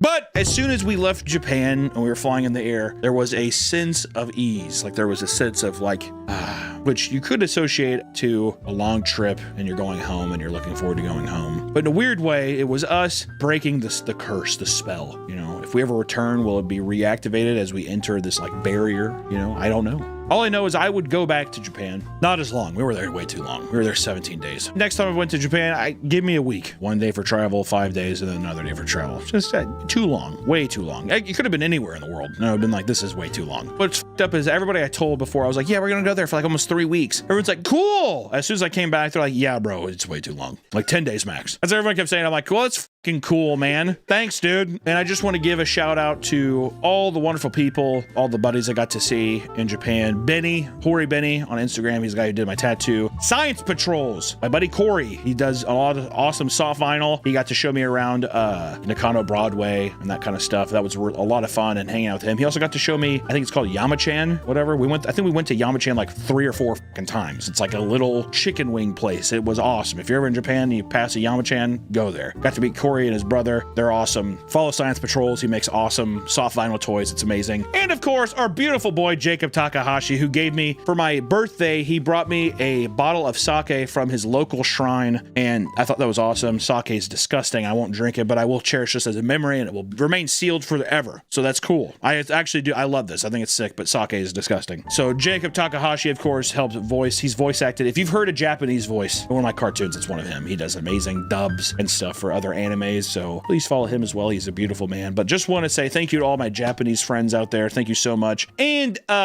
you know, if you go to Japan, be respectful. It's a completely different culture. There's a lot of things that seem completely different to our own, right? But it's amazing. It's a great place. A lot of good people. A lot of fun people. Big drinking culture. If you're a drinker, gotta go fucking drink in Japan. It's fucking sick, man. Coke highball. A Coke highball. That's one other thing that pissed me off. Oh, yeah. Is being like, I'd be like, can I get a Captain and Coke? And they'd be like, Captain and Coke? And you're like, yeah, Captain Coke. Oh, a Morgan and Coke. And you're like, okay, dude. All right, dude. So we're getting there. And then Nick was like, you know, if I want a Jack and Coke, I should just say Daniel and Coke or whatever. But yeah, you can't say whiskey and Coke. What? And you're like, Coke highball. Oh. I don't know. All in all, it was a great trip. We did get cursed. It was kind of weird. We had some ups and downs, but that was my Japanese trip. Just wanted to tell you guys about it. Thought it was a lot of fun. So happy to be here making videos again. I think it's going to be a very exciting year. We got a lot of cool stuff planned. So until the meantime, everybody, I love you all so much. I'll see you in the next one. Bye-bye. Welcome back to the Papa Meat channel. How you doing? Come on and sit on down because today we're talking about World of Warcraft. Play the montage. Okay, my mom just canceled my brother's World of Warcraft account. The intoxicating game called World of Warcraft. And he's freaking out. They don't realize how addictive it can be. Isn't Fall Start dead? The international addiction to an internet game. You don't want to do that either. You think you do, but you don't. I now pronounce me and Warcraft together from now until the end of time. Today we're talking about World of Warcraft. It's got to be the most well-known MMORPG. Which, if you don't know what MMORPG is, you definitely don't get buzzy. Or you're probably young. I wonder what the median age is for MMORPG enjoyers. I feel like that's like an older generation thing. I feel like it's more of like 30 and up. Everyone trying to relive the glory days. Yeah, the glory days of the Burning Crusade and the Wrath of the Lich King and all that jazz. People who are like vanilla, I'm like, okay, dude. All right, I want to look. Can we go back to when there was like nothing in the game, please? Everyone's heard of WoW is the moral of the story. Somehow, some way, you've come across it in some kinds of different media, right? Maybe your friend had it. Maybe you saw it in the South Park episode. I don't know. You've definitely heard of World of Warcraft. It's been around for more than 20 years, and it's one of the most popular MMOs ever created. What the what else is there? Guild Wars? Guild Wars 2!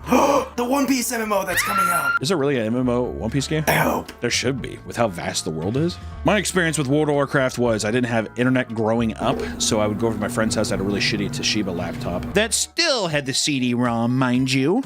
At that time, it was like right towards the end of Burning Crusade, and I remember all my friends were playing it, and I was like, I don't think I can afford World of Warcraft. It's like $15 a month. I went to Walmart and I got a battle chest thing that I think had the original and Burning Crusade in it or something. Super stoked, and then immediately I was pissed because like immediately Wrath of the Lich King came out after that, and I was thinking, okay, I don't have any, I don't got any money for this. But it was mostly just going over to my friend's house either after school or on weekends. You would just stay up all night. I didn't really like the game. I liked like leveling up with my friends and like getting swords. Every time I'd go over, I'd just start a new character and we would just like, my friend would take Adderall and we would just order pizzas and make another level 60 character or whatever that night. I always liked instances or those dungeons. No, I don't think I ever did a raid. I liked going, especially in Burning Crusade, they had a lot of cool like weird demon instances.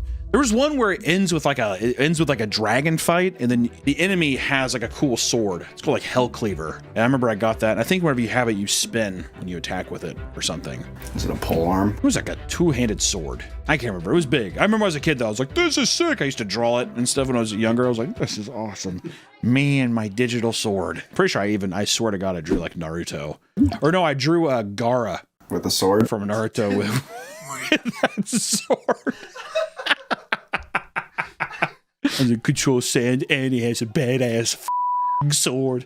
But with all that being said, it's crazy to see millions of diehard fans who dedicate their lives to this game still to this day, and not just streamers. Get them out of me. What are you doing, bro? There's like very rabid fans. People full 9-to-5 jobs come home and they get in with their clans or whatever and they do raids or anything else. It always perplexed me. Even whenever like it was the heyday of like Burning Crusade and Wrath of the Lich King, which I'm pretty sure that was the most popular time. Even then I was like, I just play Dead Rising. You know, like can we fucking do anything else besides this? You gotta do your daily quests. Maybe the thing is I never got to experience it with like people and be like have that kind of relationship with the game, but it was always fascinating and still fascinates me to this day. Like when I go into a stream and I see people, like there's streamers who get 20,000 plus viewers, just watching a guy sit there and like, it's just like, you look at the screen, tons of green. I'm trying to see if I can barter with boots with this guy, but he's just not. It's like, what the, like, what? But people, they love it. They love it. They love it. And I think it's time to take a look into World of Warcraft to see what makes the game so important to people. Why is the game so important? Something that brought this idea back to life to me recently was there's some World of Warcraft drama going on. We don't have a lot to talk about. All right. It has to do with OnlyFans, which is a World of Warcraft classic guild that blew up within the streaming community. It was made by one of WoW's biggest streamers, Sodapoppin, and is a roleplay server with 100 other popular streamers in a race to defeat Ragnaros in the 40-man Molten Core raid. And you have awesome creators in it, like Mizkif, XQC, and Tyler1, who I am dubbing the world's greatest gamer. I like that. What can't the man do? Nothing. At least in the confines of video games. How the f you be like master in League and then you end up like ranking like a high rank in chess? I think it was Grandmaster in chess. He's a Grandmaster in chess, like fucking Magnus Carlsen. Do you know what pisses me off more than anything? Can I say something? And you know what? Anybody can take this and they can run with it. I don't give a fuck. I'm putting my opinion out there. Nothing infuriates me more than seeing when I'm on my phone doom scrolling and I get a fucking clip. Magnus showing up late for a tournament. And it's him doing. There he is. The world champion has arrived. He's running to his chair. At least he has pants on. He sits down, shakes the guy's hand, and he like readjusts all of his pieces. It's like, dude, we fucking get it. You're good at chess. Just show up on time and get the job done. Because then the dickhead's sitting there like some fucking Polish guy sitting there and he's just like... The Only Things Guild takes place in a hardcore server, meaning a death in the game resulted in a complete character restart. The absolute tragedy. My word. While this race factor amped up the entertainment value, it was also the cause of intense internet drama. And people love drama. The streamer Pirate Software was kicked from a guild after a controversial play that infuriated the entire internet. During a dire mall run, the streamer and his 5 level 60 friends tried to retreat during a dangerous encounter. 2 members ended up dying, and the others were quick to blame Pirate Software for not using his abilities to slow the enemies. Instead, he buffed himself and ran away as fast as possible, claiming he had no mana left to help them out. I can help a lot. Yep. Pirate, why are you walking, bro? What are you talking about? Why am I walking? Look at my mana. Savage, but come on, man. Damn.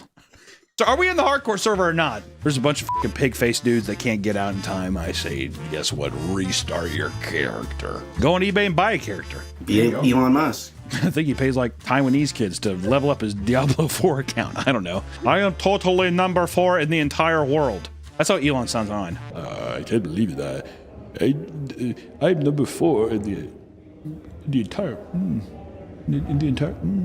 entire world. But this sparked a heated debate, many arguing that Pirate Software clearly left him for dead when he could have helped. What the fuck is going on? And of course, Pirate Software doubled down, saying there was nothing he could have done. He just wants me to sit down, grovel on my knees, and be like, I'm so sorry, Mr. Yamato. It was all my fault, the mage. I won't do it again. I'm so sorry that tank overpulled 2 packs and a boss. Oh man, oh god. Next time I'll save you from the big mean 2 packs and a boss that tank pulled. Are you kidding me, dude? But the backlash was so intense that he was eventually kicked from the guild entirely. Pirate got kicked? Oh my god! Good luck sleeping at night, buddy. In a statement on Twitter, Pirate reveals that he had received thousands of death threats on top of being doxxed all over the internet, including in-game, all for a stupid mistake made in a WoW server. There's almost nothing a person could do to be doxxed online, and death threats. Seeing all this crazy shit happen is kind of what sparked me to want to do this video. I'll be honest, I don't really give a fuck about the drama. I don't care. I really don't care about the video game itself. I'm more interested in people's fascination with the video game. It's not about that. If you came here for that, it's not about that. That's the last putting a bow on that. It's done. Bye-bye. But it's insane to think that a few people dying in a video game could push a group of people to threaten someone's life, which feels stupid to say because at the same time, as I say that out loud, it's happened many times before, and probably even with this game. Sure, you could have a caveat, right? It's a hardcore server. These people's lost over 100 hours of their lives leveling up these characters, so no wonder people feel so passionate about the betrayal, right? And also you're on a streaming thing, and people are tied up with emotional response to their favorite creators and all that kind of stuff. I get it entirely, but still, it's a bit silly. We're in Silly Town. Put on your silly hat, we're in Silly Town. All I know is that if my Minecraft server got deleted because of a streamer, I would dox, send death threats. If I was on a hardcore server and someone didn't use their magical abilities to slow down the enemy so I could get away and they could help, and I got killed and I had to reset my character on this hardcore server, I would either, one, I would kill myself, or I would dox and I would strangle to death the person that was responsible. Those are the two only options. I'd either put a gun in my mouth and blow up my fucking brains, or I would dox the person that did that and I would strangle them with my bare fist. And it led me to think this. If there's people that are taking it this seriously, this event this seriously with World of Warcraft, there's got to be something I'm missing with the hype of this game, with the lore, with everything. There's got to be something I'm missing, and I want to find out what it is. Which leads us into the history of World of Warcraft. I don't know, have me shoot like a spell. Like a World of Warcraft spell. I want to be like a what's the big bowl race? A Tauren. Yeah, I'm a Tauren. Getting milked. I'm getting milked. I'm also one of those aliens. Draenei. You know, it's my least favorite World of Warcraft race. If I could be racist in World of Warcraft. Gnomes. How'd you know? Because they're ugly. They are kind of ugly, aren't they? So fucking tiny. I also hate seeing them run around the map all tiny and shit. Just like, get the fuck out of here, freak. You make a twink, and then the gay community stole that term. The gay community has taken so many terms, I can't say bear anymore without somebody bringing up gay sex. This video is sponsored by Magic Spoon, reinventing your childhood one bite at a time. Magic Spoon is a perfect fit for a variety of diets because it is high protein and has no sugar. And while you're feeling good about what you're eating, Magic Spoon also has the flavors you loved growing up. Fruity, cocoa, peanut butter, you know, the trifecta. All of these flavors are loaded with 13 to 14 grams of protein and are completely gluten-free. Magic Spoon also has treats. These protein bars are crispy, crunchy, and completely guilt-free. They are a perfect snack to have in the morning or after a workout. Featuring the flavors of marshmallow, chocolatey peanut butter, double chocolate, and blueberry muffin. Each bar has 12 grams of protein, only 1 gram of sugar, and 2 grams of carbs. Plus, Magic Spoon just added their brand new granola. Try honey almond or peanut butter for breakfast and get 13 grams of protein. So why don't you treat yourself? Use my code PAPAMEAT or click the link in the description to try Magic Spoon treats or granola today and get $5 off. You can also find Magic Spoon products on Amazon or in your nearest grocery store. And Magic Spoon is so confident in their product, it's backed with a 100% happiness guarantee online. So if you don't like it for any reason, we'll refund you the money. No questions asked. So click the link in the description to go to magicspoon.com/papameat or scan the QR code on the screen for $5 off. Thank you, Magic Spoon, for sponsoring this video, and back to the video. Anyways, the history of World of Warcraft. I figured to understand what this game means to everyone, we should look into the history of its creation and its success, just to get an idea. Maybe you aren't familiar, or maybe you just want to stroll down memory lane, which I like to do from time to time. World of Warcraft was released by Blizzard Entertainment in 2004. That company had some fun stuff happen recently too, right? What was that in the media? I'm sure we'll figure out later. Overwatch 2. Oh, it was Overwatch 2. That's what it was. It was a high fantasy game that was made to be much more streamlined and intuitive compared to the other popular MMOs at the time, like EverQuest. Let's just show some footage of EverQuest.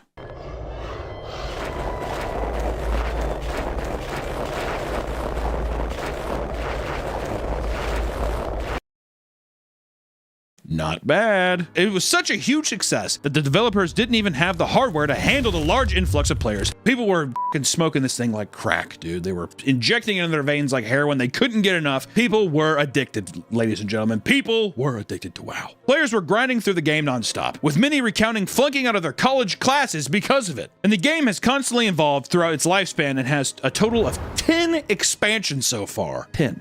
That's fucking crazy. They already announced the next 2 expansions. What were they? Mists of Pandaria 2? Mists of Pandaria 3? So after the BlizzCon, we will be going back to Pandaria twice. Here to do the announcement is Jack Black. She-bow! She-bow! That'd be sick. Yeah. Once the content dries up, every 2 years, Blizzard adds new locations, items, playable races, and story elements and raids to spice up the game. They do that every 2 years. Pretty crazy, and they still are keeping people in the seats. Despite people's obsession with the game, World of Warcraft had a long history of releasing expansions to poor reception. Often people aggressively critique Blizzard for bad expansions only to praise them by the time the next one is released. You come out and people are like, this sucks, fuck this. And by the time the new one comes out, they're like, you can't change it, it's perfect. Which I feel like is probably true with everything. But the cycle usually goes as this. Everyone gets excited about a new expansion. Mists of Pandaria, pandas. It's fun. Expansion drops, you can play a panda and like as a monk or some shit. Everyone complains about the new expansion. The pandas weren't as pog as we expected. People say the last expansion was better, and you circle back to new expansion gets announced. Rinse and repeat, baby, all day, every day. We're gamers. Bet you there are players right now saying, I miss Mist of Pandaria. What, I wouldn't go to give back to fucking Mist of Pandaria. Please let me go back, please. Keep doing all these vanilla re-releases, dude. Give me back the pandas. And with all these expansions ruining the game, players began to get nostalgic for the good old days. It missed the socializing and exploration that came with the World of Warcraft when it was originally released, right? Back then it was magical. Now it's all fucking corporate, man. Players felt the game had lost the magic, which pushed people to develop and run an unofficial private vanilla servers of the game. As Blizzard refused to accommodate the players yearning for the original World of Warcraft experience, people wanted to go back to the original days, and Blizzard was like, I'm not fucking doing that. So people took it upon themselves to do it. At BlizzCon, they're like, no one really wants that. Have you ever thought about adding servers for previous expansions as they were then? No. And by the way, you don't want to do that either. You think you do, but you don't. Anything Blizzard does in a like convention style thing is usually there's always something funny. I always like the Diablo mobile announcement. That was like one of my favorite. Is this a out of season April Fool's joke? And I love the response to that is, what, do you guys not have phones? Hey, just was wondering, is this an out of season April Fool's joke? Do you guys not have phones? Yeah, you guys all have phones, right? Which one of the most popular of these vanilla servers was Nostalrius, which reached over 800,000 accounts at its peak. Almost 1 million fucking people were in this original vanilla server. And to the surprise of many, Blizzard issued a cease and desist to those keeping the vanilla servers running, forcing it to shut down on April 10th, 2016, which was about a year after its launch. People are just having fun playing the game you make, and then Wizards comes in, they're just like, hey, sir, come here real quick. Shut this thing down right now. Seriously. Hundreds of thousands of signatures were made on a petition to keep it running, but to no avail. Petitions don't, can we just say that right now? Petitions don't work. What? Change.org doesn't work? Yeah, are you saying change.org does nothing at all? People mourn the closure of the server, hoarding together for its final moments, and it's actually pretty crazy seeing everybody there. Man, too many names, dude. I have like a panic attack. The FPS must have been like 2. My Toshiba laptop could not handle this right here, okay? And it was only a year later at BlizzCon 2017, Blizzard's annual convention, when it was announced that Blizzard was actively working on World of Warcraft Classic, a standalone version of the game that brings players back to the vanilla version of the game. I am pleased and also a little bit nervous to announce the development of a classic server option for World of Warcraft. This was an immensely profitable decision, one that brought in millions of dollars and proved to be a success even today. More people, I think, play classic servers than retail. More people probably play the classic version than the retail version. Or did they realize that you could be a panda? Do they realize you can be a panda and go experience Kung Fu Panda in World of Warcraft? Are they aware? Also, I want to say this too. Mists of Pandaria probably could have been, it could be, people could love it. I just remember seeing that. I think I stopped playing it at Cataclysm when Cataclysm. I have not played it since then. I just kind of see stuff from here and there. Have not kept up with it. Don't know if it's good. I just remember seeing Mists of Pandaria and being like, that looks really gay. That was the first thing I said. I was being offensive. I said, okay, that looks gay. It was fucking, I think it came out at the same time like a Kung Fu Panda movie came out. I thought it was a sponsored meme or something like that. I don't know. Sue me. There's not always rainbows in World of Warcraft, right? I mean, we could talk about some of the horror stories in this community. Also, I like how we listed one thing. Did you feel like that was a comprehensive history? I hope so. Do we talk about Leroy Jenkins in this? Let's do this. Leroy Jenkins! We didn't even talk about, in the history of World of Warcraft, we never even brought up Leroy Jenkins. So let's... Leroy Jenkins! Well, if you want more of that, I'm sure there's channels out there that'll give it to you. Because we just want to get into the dark side of World of Warcraft, apparently, because we're little fucking heathen goblins. On r/WoW, which stands for World of Warcraft, the post says, what's your biggest guild scandal story you know of, or have been involved in? And someone said, so many. The first one here says, guild member, instead of just going, hey, this isn't really working out for me anymore, but thanks for having me for 2+ years, guild quitting. He faked their own death, and then 3 months later logged in to G-quit all their tunes and realm transfer. I read that as if, like, I thought I was like reading Latin after a while. What the f does G quit all their tunes mean? Tunes are characters, so he probably had multiple characters in the guild, and so he logged in real quickly, G quit, so guild quit, and then realm transferred them off completely. Why does that, why did he just do that to begin with? It was probably, didn't want to hurt their feelings. Oh, he did. So he did it because he's like, oh, if they do that, they're gonna think I don't like them anymore. Yeah, he probably also stole a bunch of shit in the guild too. We might not have the full story here. Okay, I never was in a guild. I just play with my friends online. I didn't know the guilds were such a big deal. I play by myself and just raid. You just raid by yourself? And then I was a 14, so I never talk and vent. So I just type everything because I was scared. You were afraid to speak on. I guess I could see that too. I never had a game mic. I feel like I'd just be in the room with them and you talk that. You know what I mean? I used to be a clicker. That's a sin, a cardinal sin in WoW. You're never supposed to click. But I was a hunter, so I just had to do a rotation. I don't know what the you're saying. Like, I don't know what clicker means. Clicking is where you have your abilities on the bar, is where you take your mouse and go over and click the... Oh. Instead of clicking 1, 2, 3, or A, B, or whatever. Yeah. I do that still to level up in League, and people freak out about that. I'm not keyboard savvy, so I'm always like, eh. And I can't multitask it. I don't know. I'm a fucking idiot.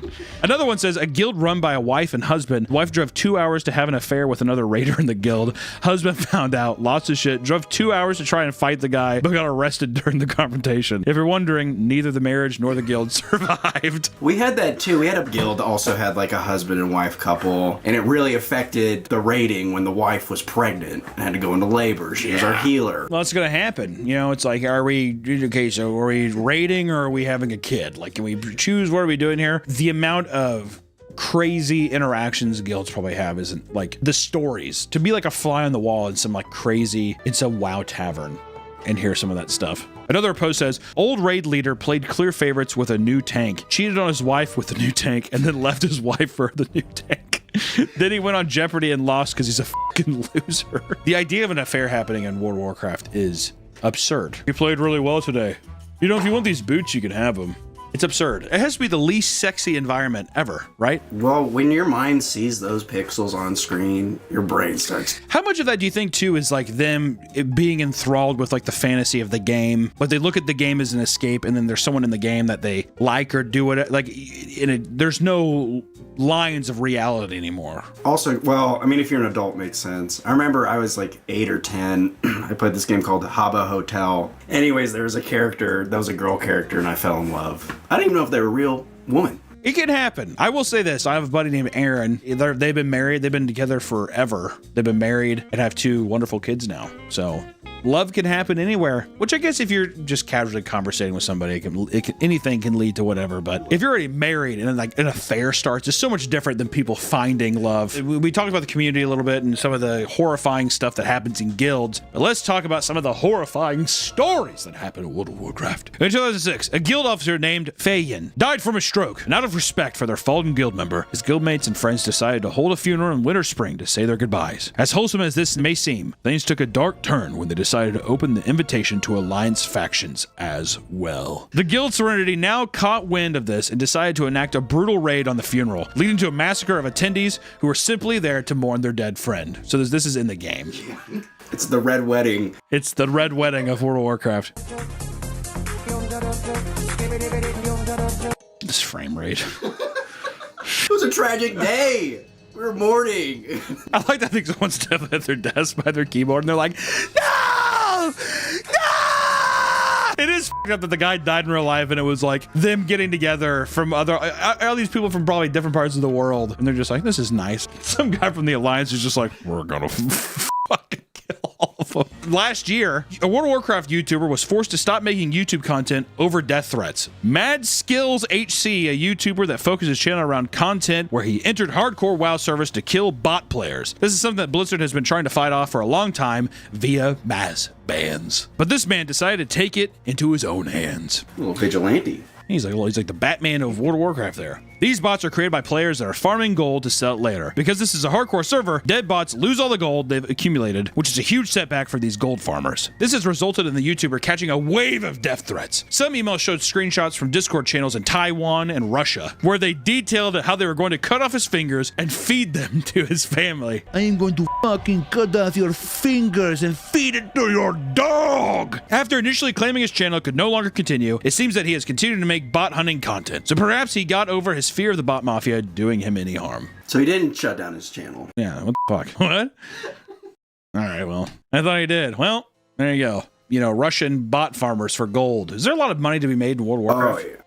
Really? Oh, yeah. Like, could it be a full-time... Could you selling shit in World of Warcraft be a full-time job? Probably. You could be a gold farmer, because there's websites that people sell gold. You can also be a level up characters. Well, I used to follow this guy called WoW Hobbs, and people would pay him to run through dungeons to level up. All right. We also got another post of what is the craziest WoW ruined my life story you've ever heard. And someone said, my best friend had moved west to a major city and was enjoying it after growing up in small towns. And he suggested he come out here and find work too now that he just graduated high school. He was always diligent, sharp, funny, and clean guy. He worked part-time all through high school and saved up to upwards $20,000. He moved into my city and I got him a place to live with my other friend who rented a home and a house. I showed him WoW when he came. He was instantly hooked. He was supposed to find work, but 3 to 4 months in and he was still just playing WoW, smoking pot and drinking. Eventually, I started noticing big shifts in him. He stopped answering calls. My other friend would say he wouldn't see him during the day and just hear him up all night. Weeks passed and I'd see him online, but he'd barely even respond to me there. I kept asking to hang out and he'd ignore me, which really weirded me out.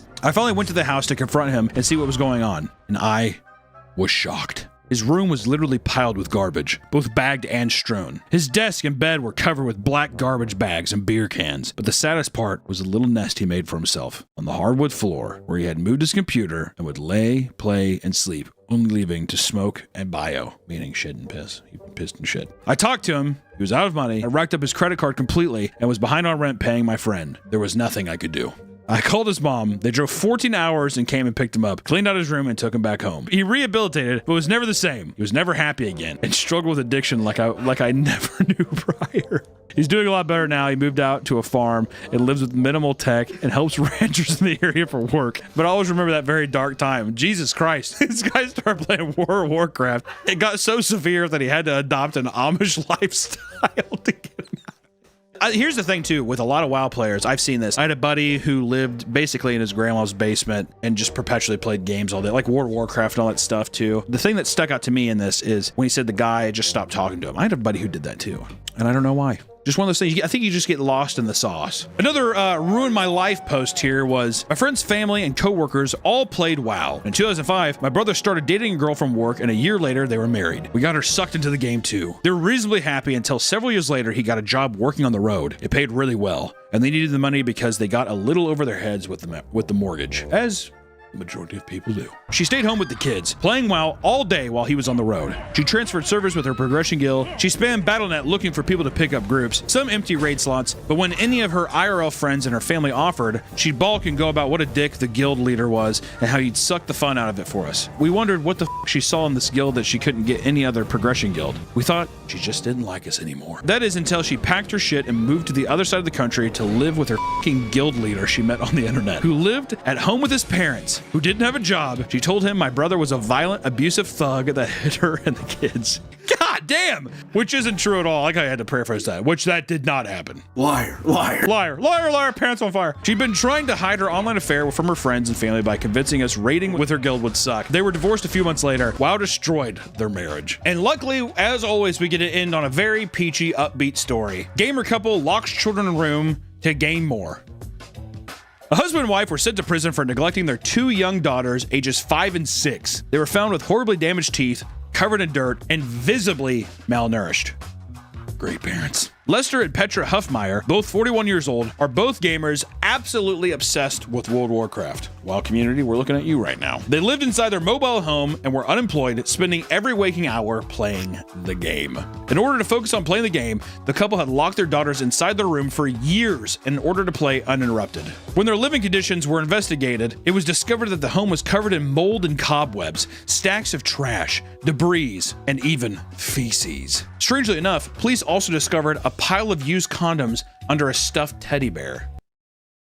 They were charged with child abuse, false imprisonment, and contributing to delinquency of a minor. Lester was sentenced to 5 years, and Petra was sentenced to 3 years and 4 months. God damn. What is that even a WoW community thing? That's just a fucking monster. You know, World of Warcraft is, people love it. We've seen some things here. There was so much shit that we found online that maybe we'll make another video someday. And they're like, the video is not about Blizzard, it's just about World of Warcraft. I mean, Blizzard itself has its own beautiful can of worms that we could dive into as well someday. It was something that we looked into, is just some of the horror stories of, I guess, just the kind of crazy people that play these games. And also, once again, it's with everything. It's not just World of Warcraft. I'm not just saying that World of Warcraft fans are gross little gremlins. I'm saying everybody's gross little gremlins. Every subsect, every internet community, every gamer community has their own little hodgepodge of misfits, right? And it's just fun to look in on it sometimes. World of Warcraft, I cannot believe how popular it still is today. And if we find some more funny stuff, which there was, I mean, so much stuff, maybe we'll make another one and keep going over it, because this was a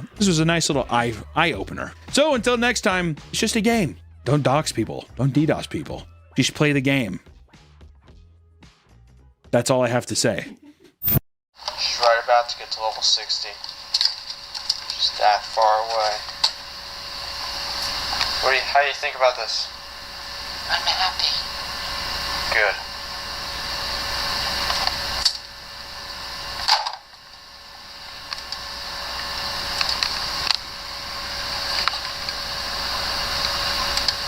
Welcome back to the Papa Meat channel. How you doing? How you doing? Come on and sit down, because today we're talking about respect. Let's talk about a little thing called respect. Everyone likes feeling respected, right?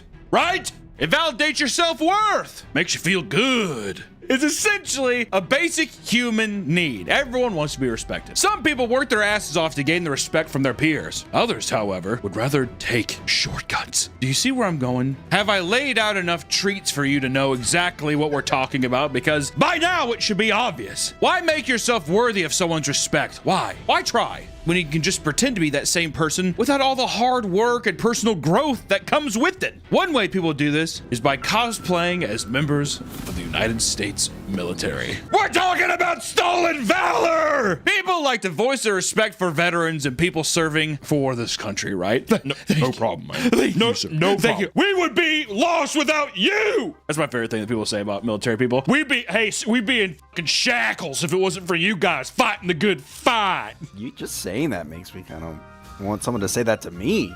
I'm saying we gotta play a little dress up, all right? People like to voice their respect for veterans and people serving the country, sometimes shaking their hands, perhaps thanking them for their service. It seems that it's quite common for people to exploit this for their own gain by participating in a little something called stolen valor. Listen, I am actually a combat veteran, and you guys are collecting money. So was your father, but you're not. That uniform is not your uniform. One of my favorite things on the internet. Honestly, I love stolen valor. It's so funny. There's nothing funnier than an irate army man going up to a guy outside like a post office. What's your troop number? And they always do this. The 5th platoon. The 5th platoon. Bullshit! It's awesome. According to the Armed Forces Benefits Association, stolen valor is the act of falsely claiming military service, rank, recognition, or even someone else's identity. As you can just straight up be like, I'm you. You're not Colonel Cooper. I'm Colonel Cooper. It's such a common thing that in 2005, the Stolen Valor Act was passed, making it a misdemeanor offense to lie about earning military medals of honor. This was amended in 2013 to particularly target people who were using this as means to gain tangible benefits, monetary or otherwise. Money and pussy, maybe some weed, a little dusty,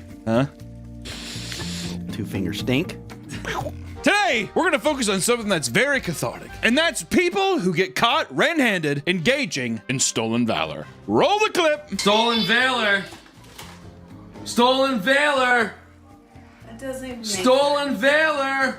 Do you think it's a mental illness? So having fun is a mental illness? Okay. So people get to dress up as anime characters and horror icons and stuff at conventions. You guy can dress up as Michael Myers, but I can't dress up as Colonel Cooper. Well, that's the thing. If I just put on an army outfit, like if someone went up to me and said, thank you, I'm just cosplaying. Like, would people be upset? I don't know. Not that they're all PTSD ridden. Everybody talks to people of the military as if they're either mentally disabled or they're like 98-year-old men. Is that not true though? Have you ever noticed that? Like every person that's a part of the military, you talk to them like they're a fucking child. So where'd you go? Where were you stationed? Iraq. Yeah, here, give me that smoothie. Here, give me that shit. I need my smoothie time, dude. I'm gonna be farting with all this protein. Delicious. Hey everyone, it's me, Winslow Phone, here to tell you about our new merch sale. Wow! Woohoo! Head on over to MeKenya.store. We have a bunch of new merch, like the Ozempic shirt. Wow! That's stylish. Wow! We also have the Spicy Talk. Woohoo! Whoa! All your favorite smutty books. Oh, and my favorite, Margaret. Oh, Margaret! It comes in both black and white. Oh, but not only that, we have shorts and a bomber. Whoa, whoa. We also have a sketchbook. Look at the packaging. Oh, so hurry up and head on over to MeKenya.store and pre-order. Pre-orders end May 17th. And if you miss it, you might not get it. Actually, you won't get it because it's on pre-order. How many times we gotta tell people it's on pre-order?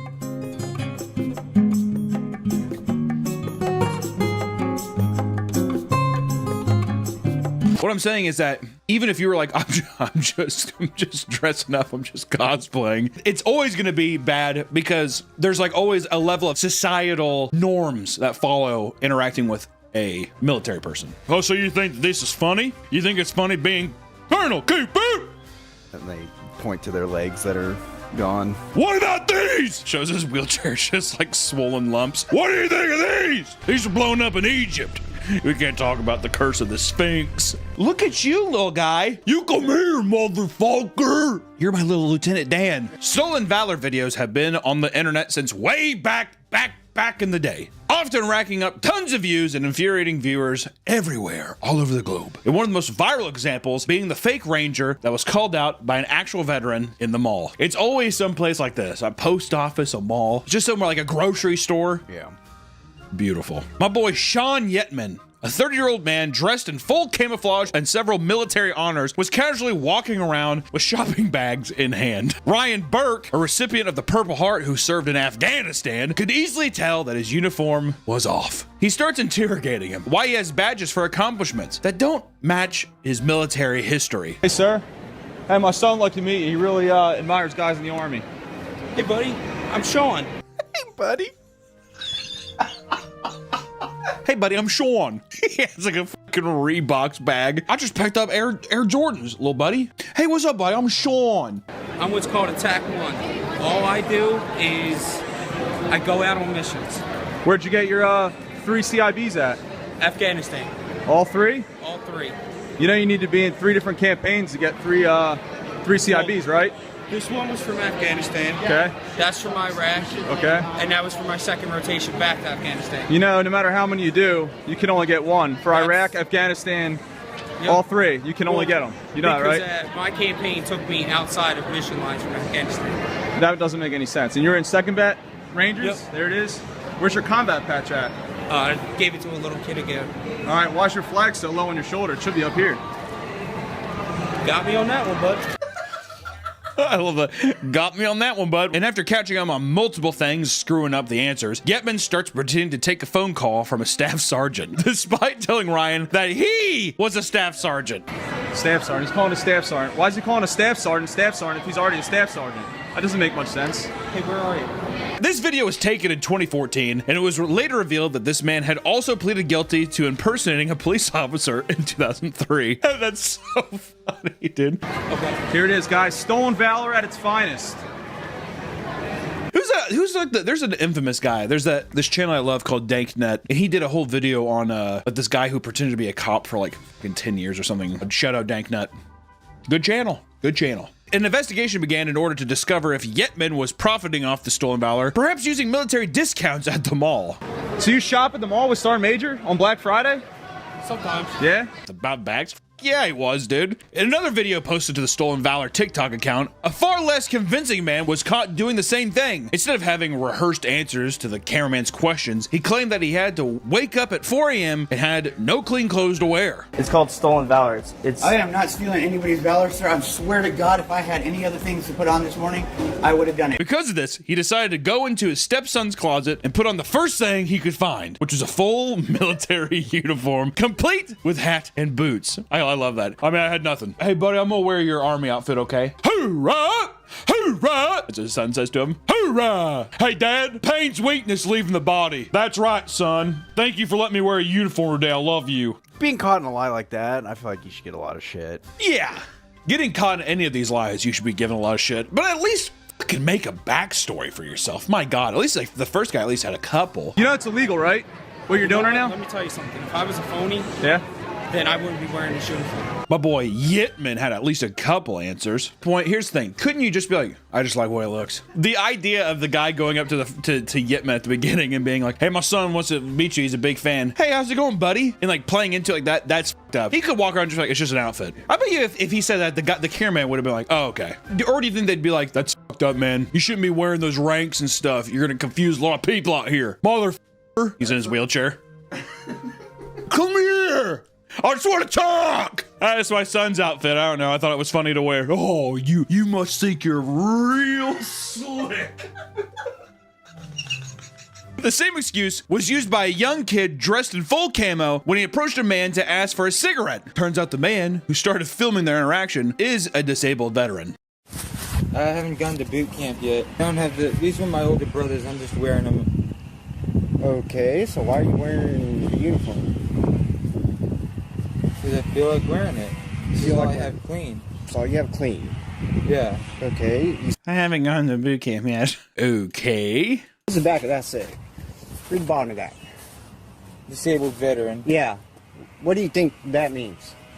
You were in the military? Yes, it does. Does the kid not seem a little mentally... I feel like they're not fully there, so I think they want to be respected. Yeah, you're just like in a weird fantasy world. Because if you weren't like mentally fucking like a little kooky for Cocoa Puffs, then wouldn't you just be like, I just wanted to wear it. I don't know, leave me alone. Or would you just be like, sir, I'm sorry, sir. Sir, sorry, sir. Would you do one of those? Sir, I'm sorry, sir. I will do better next time, sir. Just trying to bum a cigarette, man. As we keep going through these, because I can also see that too. Dude, I was shot over there. I have friends who died in that uniform, right? Now you're walking around asking for fucking cigarettes and candy. Is that kind of fucked up? I'm trying to find a balance. Because also, I think maybe I want to wear an outfit every once in a while, huh? Army boots are nice boots, Nick.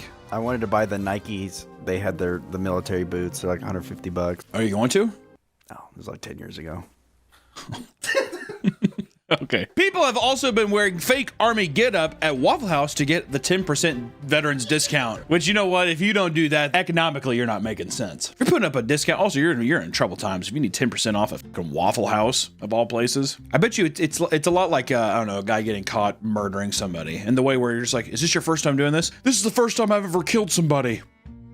Because I imagine the guy gets caught, well, I just do it here. You don't just do it here, dude. If you're getting 10% off fucking eggs and toast, you're doing it everywhere. Also, you have the get up on, why wouldn't you? I would be more weirded out if it was just a guy being like, I just do it at Waffle House. You're a fucking psychopath. Or that's going to be weird too if you go to some place and they offer, oh, you're military, let me give you a discount. And you're like, no. No, I couldn't. I couldn't possibly take it. You know what? Fine. Yeah, you bit my arm. Go ahead. It's one thing to use as a means to get some kudos from strangers, but their lies can get a lot more out of hand. Like the American Idol contestant that faked an IED explosion.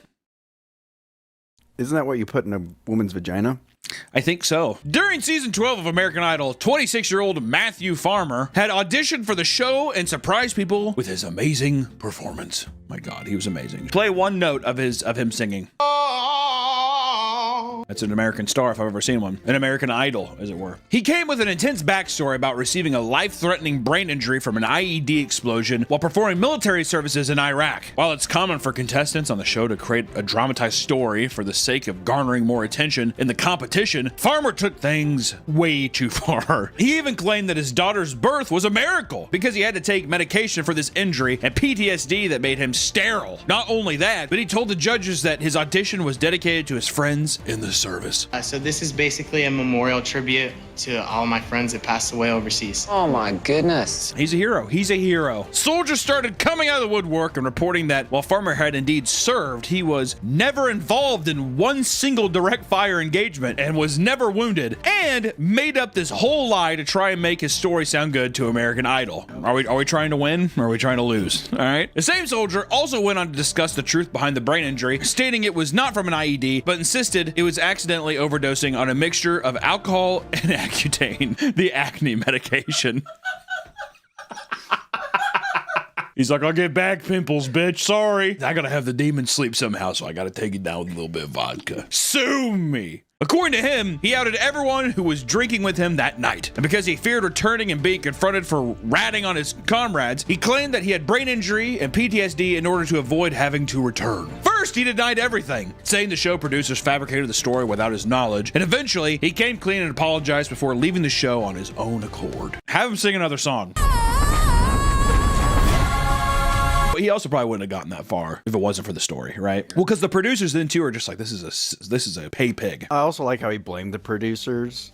They made me say it. Okay, so then I guess I'm in the wrong because they made me say something. Okay. No, I guess it's my fault. This isn't the first time that someone used Stolen Valor in an attempt to gain attention from an audience this large in scale. We could also talk about the social media soldier, James Vasquez. He looks pretty badass right there.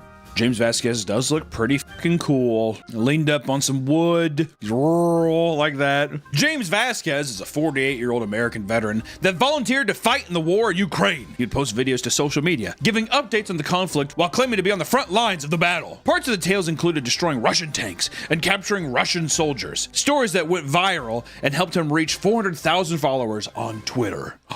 Those fighting in Ukraine would report that this was all a lie. All these Russians that have bounties on my head. You better up the ante. Even claiming that they would often see Vasquez enter areas after battles had taken place just to take videos of destroyed equipment and claim he was victorious. So he was in Ukraine. Oh no, he was in Ukraine, right? He's in Ukraine, but he's also just like, excuse me. Everyone's like sitting there like all tired and shit. Pardon me real quick.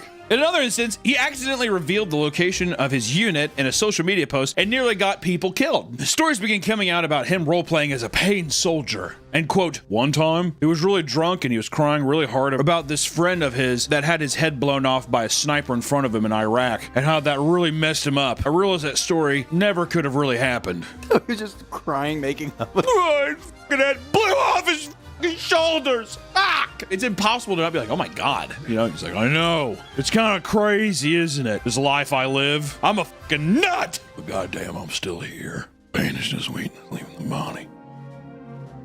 Pain is waiting, leaving the body. You okay, Vasquez? Yeah, I'm okay. To others, he bragged about his new online fame, stating, quote, I'm never going to go back to work as a handyman. I'm probably never going to have to work again after this war. I'm going to be famous. Is that a real quote? Who wrote that down? He did. Yeah, okay. The lies were catching up to him, and he eventually admitted that he was kicked out of the army, but didn't really say why. Even his wife was shocked to learn that he had lied about his Ukraine antics on top of his prior military history. His wife stated, I believed him. The war stories that had supposedly happened brought tears to his eyes. I felt terrible for what he had to go through and endure. And then come to find out it was all just a lie. Here I am. I've been with him for 11 years. I don't even know the man I married. Damn! My God. He was divorced by his wife, after which he deactivated his Twitter account and has since become an online laughingstock. And just months ago, a random user on Reddit posted an update about Vasquez, and the Reddit said this. A friend of mine just saw him in Cartia. This is not a drill. Update. He's been sidelined and they're canceling his contract. Not because he's a grifter, but because he's so shit at basic infantry stuff and such a hazard at the range that they don't want him around anymore. What a shame. Do you think his plan was to be like, oh, they're laughing at me now, but I'm going to actually go through the ranks, I'm going to make it? And they're like, you're actually terrible. So he's never been in the military except for right there? No, I think he was in the military. I think he just did shit. Stuff would happen, and then he'd just be like, I can't believe I lost all these good men today. And they're like, this is a testing area. And he's like, war's hell. So what if he did it to practice his acting? Because he's like, I'm going to be on news shows. I got to be able to like cry on command. Also, maybe he wasn't. People are just fucking dumb, and they're like, is he crying? And he's like, his head came clean off. Do you think he's hoping for like an American Sniper type of fame? Oh, dude. Yeah. He wanted the movie. He's like, Bradley Cooper's going to play me too. It's going to be awesome. It better not be Mark Wahlberg. Speaking of Reddit, people have often posted about their experience realizing one of their loved ones has been lying about their military service. Like this one, for example. My husband has claimed to be in the army for years. Before we met, but still. Claimed to go to Afghanistan for years. In a bomb squad that had an orphanage that ended up with the death of children in the orphanage because it was bad intel. Turns out, nope, all fake. I'm so upset. And what now? What would you do if you found out? If you were dating some girl and she's just like, yeah, I'm a bit of a jarhead. And do that stuff, and then you found out you've never had any military experience. You weren't even in it at all. That's stolen valor, cupcake.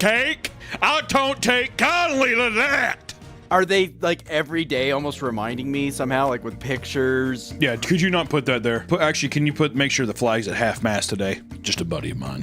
What is wrong with you, girl? You'd have to. Girl, what the hell is wrong with you? Gypsy. But there is an update to her story. She posted this. We'll keep it simple. After pulling his background and credit, I found out about $60,000 in back child support from kids I never knew about. 4 kids, all different mothers, and I'm making plans to move out and be safe in my divorce. I wonder sometimes with these kind of guys that lie about the backstory is if they're trying to scam the people that they're with. The couple steal a bunch of money and then they just leave. So then whenever they're like, well, tell us about him. Oh, he was a military. Well, I can't find any military records on this guy or something. You know, they're making a completely new persona. And also, like I said, you get the sympathy card with the military thing. Hey, not a bad idea to keep the wife quiet though, huh? I don't want to talk about him having a weird mental day. PTSD's being crazy. I better go to my quiet place. Just drink and watch like Madagascar in the basement. I like to move it, move it. Don't go downstairs. He's having an episode today. Move it! Many people that participate in Stolen Valor are much more sinister, using it to prey upon innocent people for monetary gain. Let's talk about the Stolen Valor scams,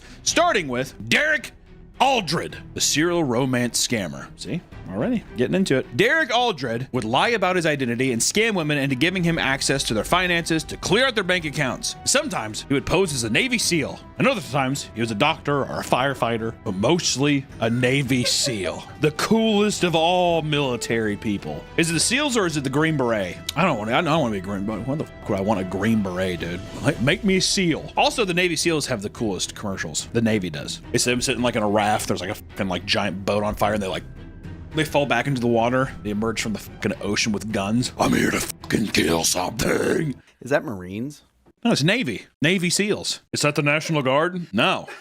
All that matters, dude, rock, flag, and eagle. Rock, flag, and eagle. His scams went on for 2 whole decades, as his efforts would be as elaborate as buying a slew of fake uniforms and even creating websites to make his identities believable. Linda, a woman from Minnesota, had moved in with Aldred, believing he was a decorated Navy SEAL, only to have her trust broken when he cleared out all of her retirement accounts before leaving the state to dodge the police. He's an old bird too, dude. You got some retirement in there? She's like, oh yeah, what a long time. Give me a kiss. He's like,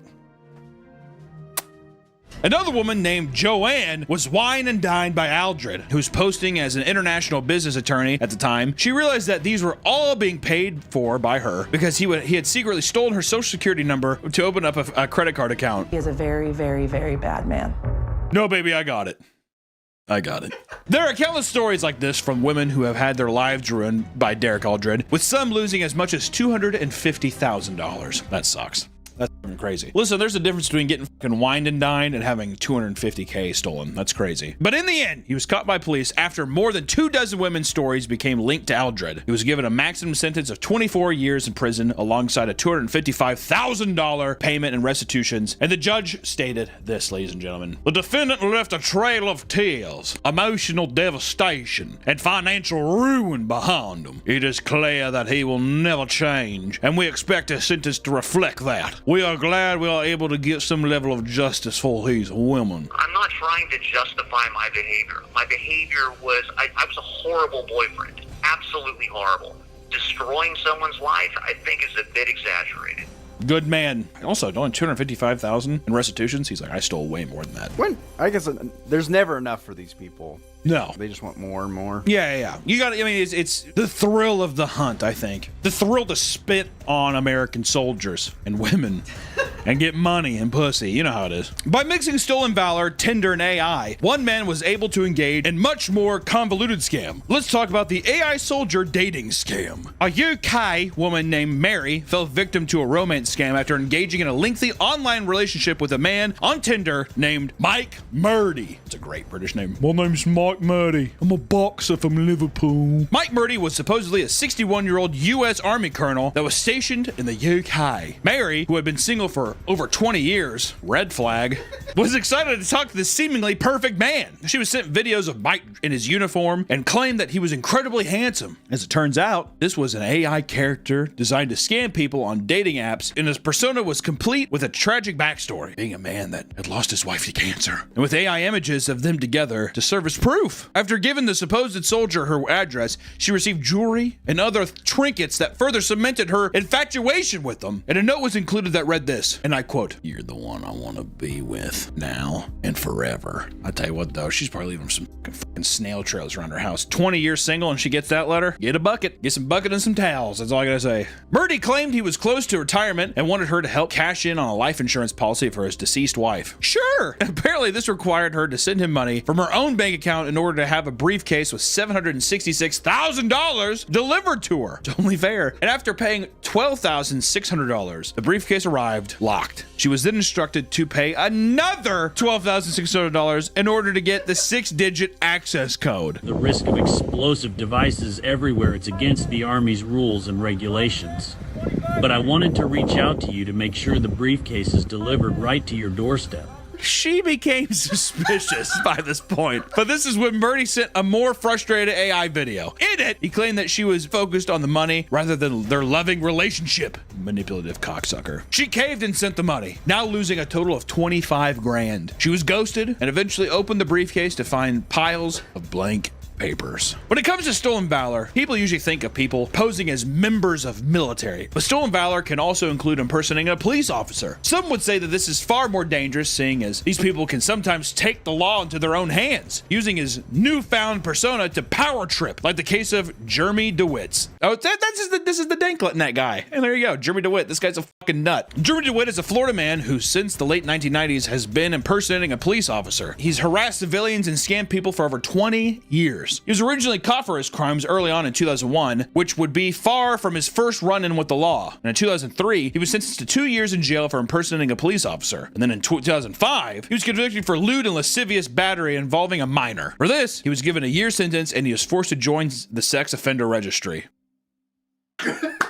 In 2009, he was sentenced for an additional 4 years for breaching the stipulations of his parole. It was after being released from prison that his stolen valor antics began to ramp up. DeWitt started a company that, on the surface, was a funeral procession escort service called Metro State Special Services. They would have the hearse and people line up and just drive. That's it. And he would just drive in front of them. Seems simple enough. But he made uniforms that looked identical to that of police officers, and even their company vehicles resembled police cruisers. He began hiring several people, most of which seemed to be wannabe police officers who wanted to join what seemed to be a mini police force operating illegally. And at one point, they had 18 cruisers being operated by their company. People say it operated like a cult. While impersonating police, they began using their illusion of power to harass people and illegally direct traffic. They'd speed and weave through cars whenever they were on the road while blaring horns and sirens. And in many cases, they would try to pick fights with other drivers. The wider public started to become aware of his crimes, mainly because he would post his body cam footage to YouTube. It was no secret that DeWitt loved the feeling of power, and he even admitted to investigators that this ego boost was one of the main reasons he had dreamt of being a police officer when he was young. His power-tripping ways were halted briefly in 2018 when it was discovered that DeWitt never actually registered as a sex offender for his previous crimes. For this, he was criminally charged. How did he get away for, what, almost 10 years? How the f did that happen? No, I'm good. Fill out this form. I'll be back. I have to go. Woo! Driving off. One of his later confrontations ended up being with an off-duty deputy. After screaming at him and threateningly slamming his hands onto his car, he identified himself and alerted DeWitt that he was breaking the law. DeWitt was so high on his own illusion of power that he continued to roleplay as he cussed the deputy, who began to call 911. As the off-duty man drove away with a 4-year-old son, DeWitt had his gang of officers begin to tail his vehicle to harass him further. What a fucking monster, dude. He was later arrested yet again in 2019 for being dressed in full police garb during a funeral procession, complete with pocket knives and a spray-painted BB gun. A month after that, he was arrested again for the same reason. He made his way on the Dr. Phil show in 2021 in order to prove he was innocent, even offering to take a polygraph test, which he took and immediately failed. Then, right after that, he was arrested once again for impersonating a police officer while wielding a fake pistol. Let people know it's a BB gun. I gotta get something new. He received 18 months in jail and was released again in 2022, only to be arrested months later for violating his probation. Throughout 2023 to 2025, he was arrested for various types of fraud. Because of his prior convictions, he was hit with a 7-year prison sentence. Not long enough. No, God. And he'll be back, though. Don't worry. It appeared that DeWitt was addicted to the power and fame. That was his absurd crime-filled life. People expect that once he is free, he'll go right back to his frauding ways. Of course he will. Every day is just like him being like, I need a break. In jail, you know what I mean? And then when he gets out of prison, he's going to be like, all right, I've had the perfect plan. Also, I just want to say, if you want to know more, because there's way more shit about DeWitt that you can know, check out the DankNet video. It's fucking awesome. It's really, really good. And also, DankNet just has great content, so you should check him out. Some people will do anything for a little ounce of respect, even if it's completely fabricated. Not only is this stuff illegal, but it's incredibly insulting to people who have seen actual combat and suffer real long-term side effects. If you want people to respect you, do something worth being respected for. It'll be much more valuable when it's based on something real. Thank you guys so much for hanging out today and talking about stolen valor. And guys, if you're gonna do this, just have fun with it, okay? Just kidding. Please don't do stolen valor. If there's any stolen valor people out there, I'll be honest, I probably can't tell who you are. I wonder the statistic of how many people have ran into a stolen valor person I didn't know. Not even interacting, you like walk by one, you're like, that's a military guy. That's it. Anyways, thank you guys. Bye-bye. We love you, servicemen and women. Thank you for what you do. Still feels kind of a bit. It doesn't feel very genuine, does it? I swear to God, I like you. My grandpa was a vet. He's dead. He is. He's dead. What do you mean? I'm a soldier. Yeah, but what's I live for this country. I fight for this country, and I gotta protect the freedom of the citizens. Yeah. Yeah. So what's your MOS first of all? MOS is a classified thing. I can't reveal that information. Why is that? Army, you know.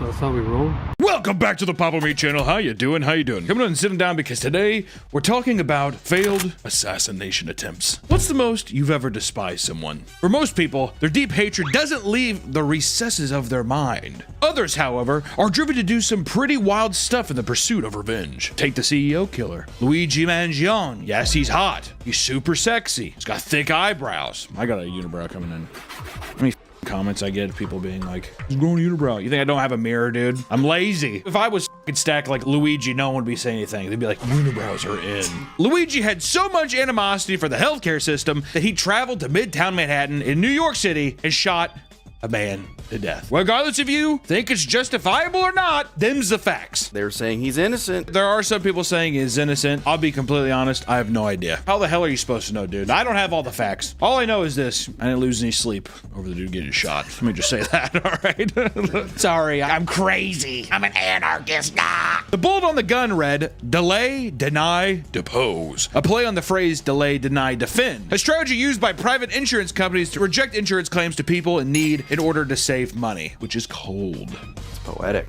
It's good, dude. Honestly, you know what? It just should be a part of a insurance CEO guy's job. You might be killed. You're getting paid big bucks. You may be killed, dude. Is that not fair? Is that not fair? Slightly, a little fair, just a little bit. It's worth it. Worth the money. Worth the risk. And I'm not saying death to every rich person. I'm just saying your healthcare guy rejecting people who are like, I'm dying.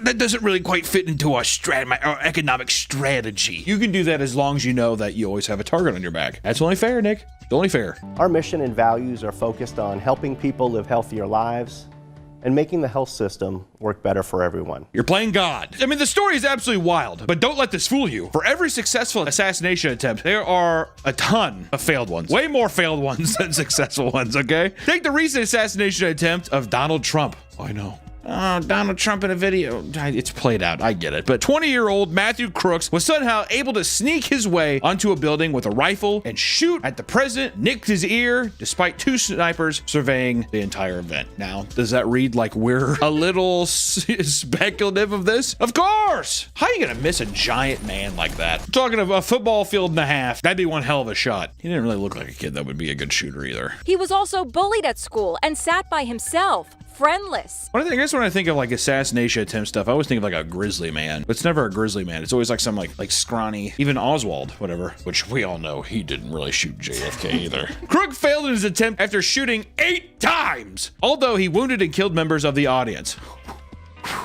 Thank God, not the president. He was ultimately taken out by Secret Service. Some of these botched attempts can range from sinister to straight up cartoonish. So today, let's take a look at some of the craziest and weirdest failed assassination attempts of all time. Roll the clip.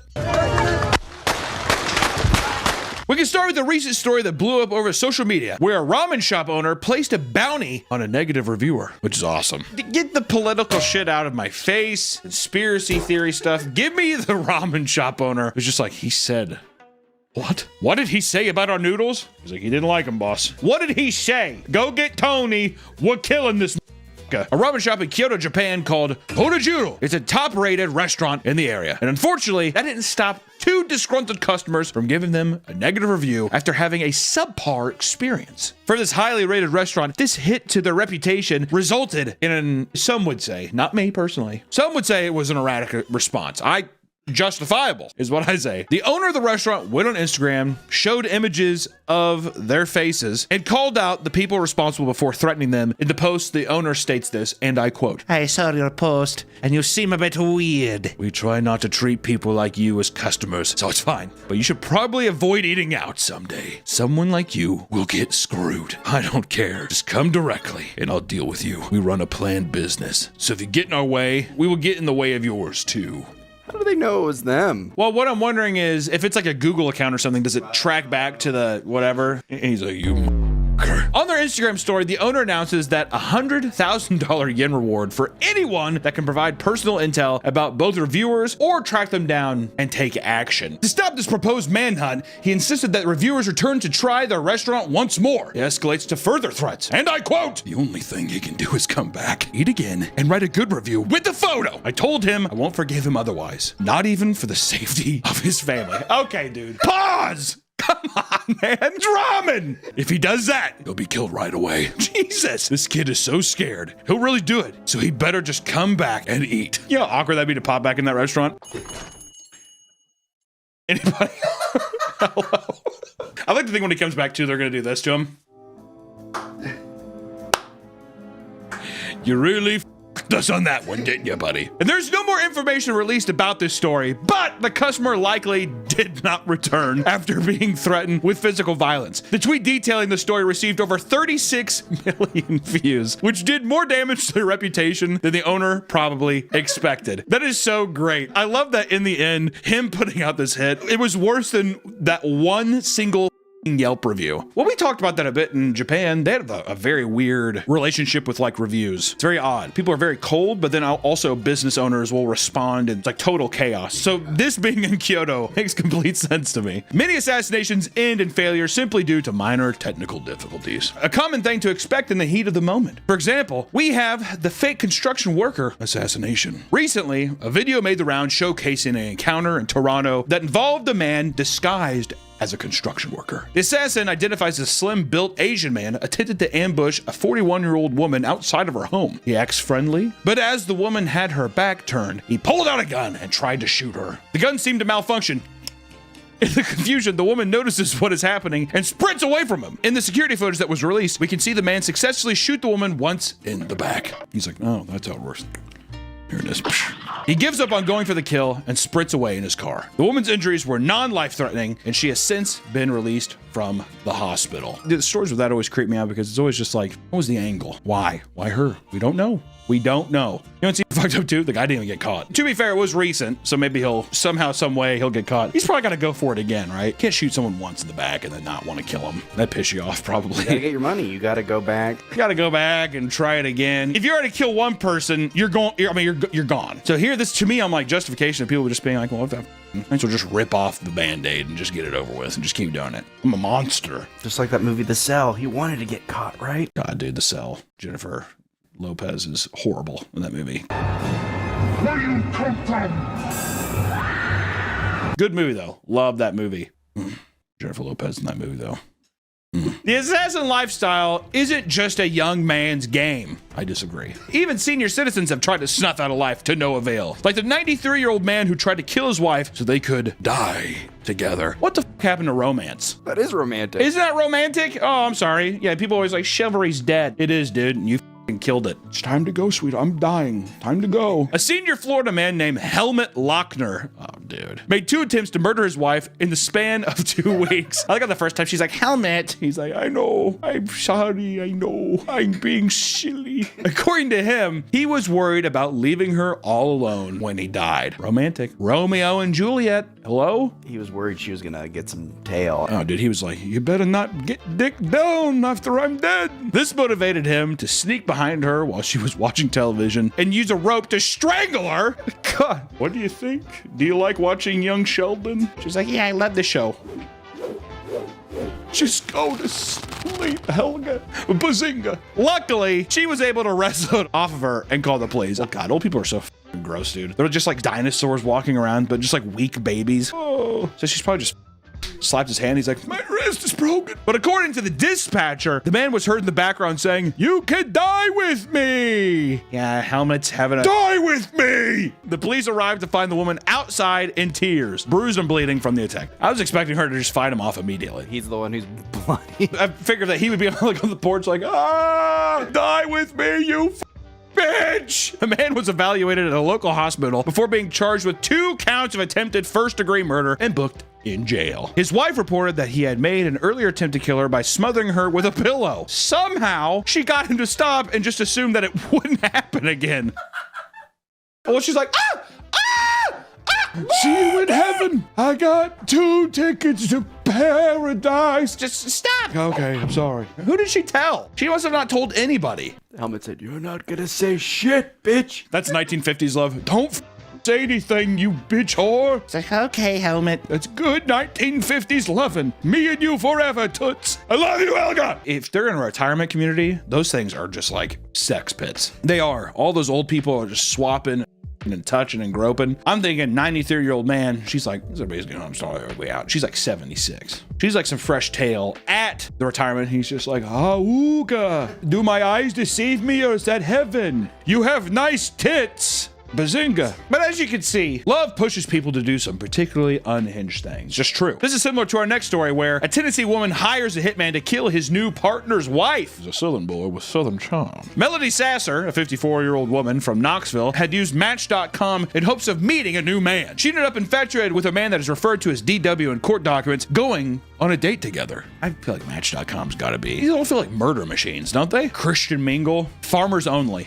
Farmers only? I think that legitimately is what I've seen commercials here. It's like a guy coming off the farm and he like walks into his computer. You know, you're a country boy. She went on a hike with him on the Appalachian Trail, and soon they both became hiking buddies. Later, he moved to Alabama where he became engaged to his current wife, referred to as JW. While it is not clear if there was a mutual, real romantic connection between the two, Sasser was infuriated to discover that he was getting married. She responded, quote, I hope you both fall off a cliff and die. That's sweet. Every one of these things, I'm just like, isn't that just kind of romantic though? She wants to like bludgeon his head and have him fall off into a crevasse. In order to get her revenge, she accessed a dark website known as Online Killers Market. It's not a very ambiguous name. It's like a dark website. What was it called? Online Killer Market. Under the name Katri. I was trying to give her a little bit of the doubt of Katri. I think it's just cat. She's like, I love cats. She spent $10,000 in Bitcoin for hitman that could take JW out for good. She told the hitman, quote, it needs to seem random or accidental or plant drugs. Do not want a long investigation. She recently moved in with her new husband. And after 2 months, she was frustrated to find that the job had not been carried out yet. Instead of waiting patiently, she began threatening JW over voicemails using a voice changer. She also traveled to their home to key the new wife's car, which also I like how she's basically just being like Dennis Reynolds here. Whenever from It's Always Sunny, he's like, you're gonna die tonight. She's doing the dentist system to him. Is it working? I think it might. Well, let's read. She kept reaching out to the hitman, unable to wait any longer, and she told him, quote, I have waited 2 months and 11 days, and the job is not completed. 2 weeks ago, you said it was been worked on and would be done in a week. The job is still not done. Does it need to be assigned to someone else? Will it be done? What is the delay? When will it be done? Her messages were intercepted by investigators, and she was soon arrested. Her home was searched and revealed a journal listing off other potential hitmen for hire websites she utilized. She accepted a plea deal for 100 months in prison, on top of restitution cost of over $5,000. I think that she should at least have to pay the $10,000 to Bitcoin to them. I mean, she's out 15 grand, but really, it's, you know, by today's market, you know, what the fuck? Which Melody Sasser isn't the first woman to get impatient waiting on her assassin to complete the job. So let's talk about Mary Ellen Samuels. the Green Widow. Mary Ellen Samuels was married to a talented camera operator known as Robert Samuels, who had worked on big films like Lethal Weapon. I know. Everyone's like, oh, I feel like a lot of people won't even know what the Lethal Weapon is now. It's like such an 80s meme. They met each other at their high school reunion, which is also very romantic. Two loves kindling over time, crossing paths. Hey, Mary. Hey, Robert. I saw that movie Lethal Weapon that you filmed. Yeah. I'm just gonna come out and say it. I like you. Really? Which together they lived a great life. Mary's husband was wealthy and took good care of her, and Nicole, their adopted child. This is Nicole. It's not really Nicole.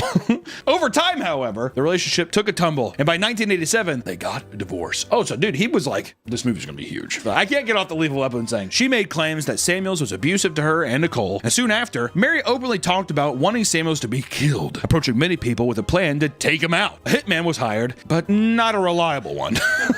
On 3 of the 4 occasions, he had failed to carry out the hit, and Mary openly complained about the $15,000 she wasted on him. It was becoming well known that she wanted her husband dead because she wouldn't shut up about it amongst her peers. At one point, she even asked one of her Hollywood friends for a loan to pay for another hitman. And eventually, she did hire a new hitman who carried out the job with ease. Robert was confronted inside his home in Sepulveda, where he was shot in the head by a 16-gauge shotgun. I'm not even 12 gauges, 16. We need 4 extra gauges. The police saw Mary as a grieving wife. That all changed when they realized she had collected $500,000 from the insurance. She had passed a polygraph test, so they cut her the check. The money was immediately used to purchase lavish items, like a $50,000 Porsche and a condo in Cancun for $130,000. In a particularly idiotic display, she had even broken $20,000 into stacks of bills and photographed herself covered in money on vacation. Honestly, that's kind of awesome. I like how all her friends were like, she definitely killed her wife, whatever. She's like, it's the 80s. There's no repercussions ever. The investigation revealed that the hitman was a man named Jim Bernstein, who had a casual relationship with Mary's daughter. Nicole claimed that her father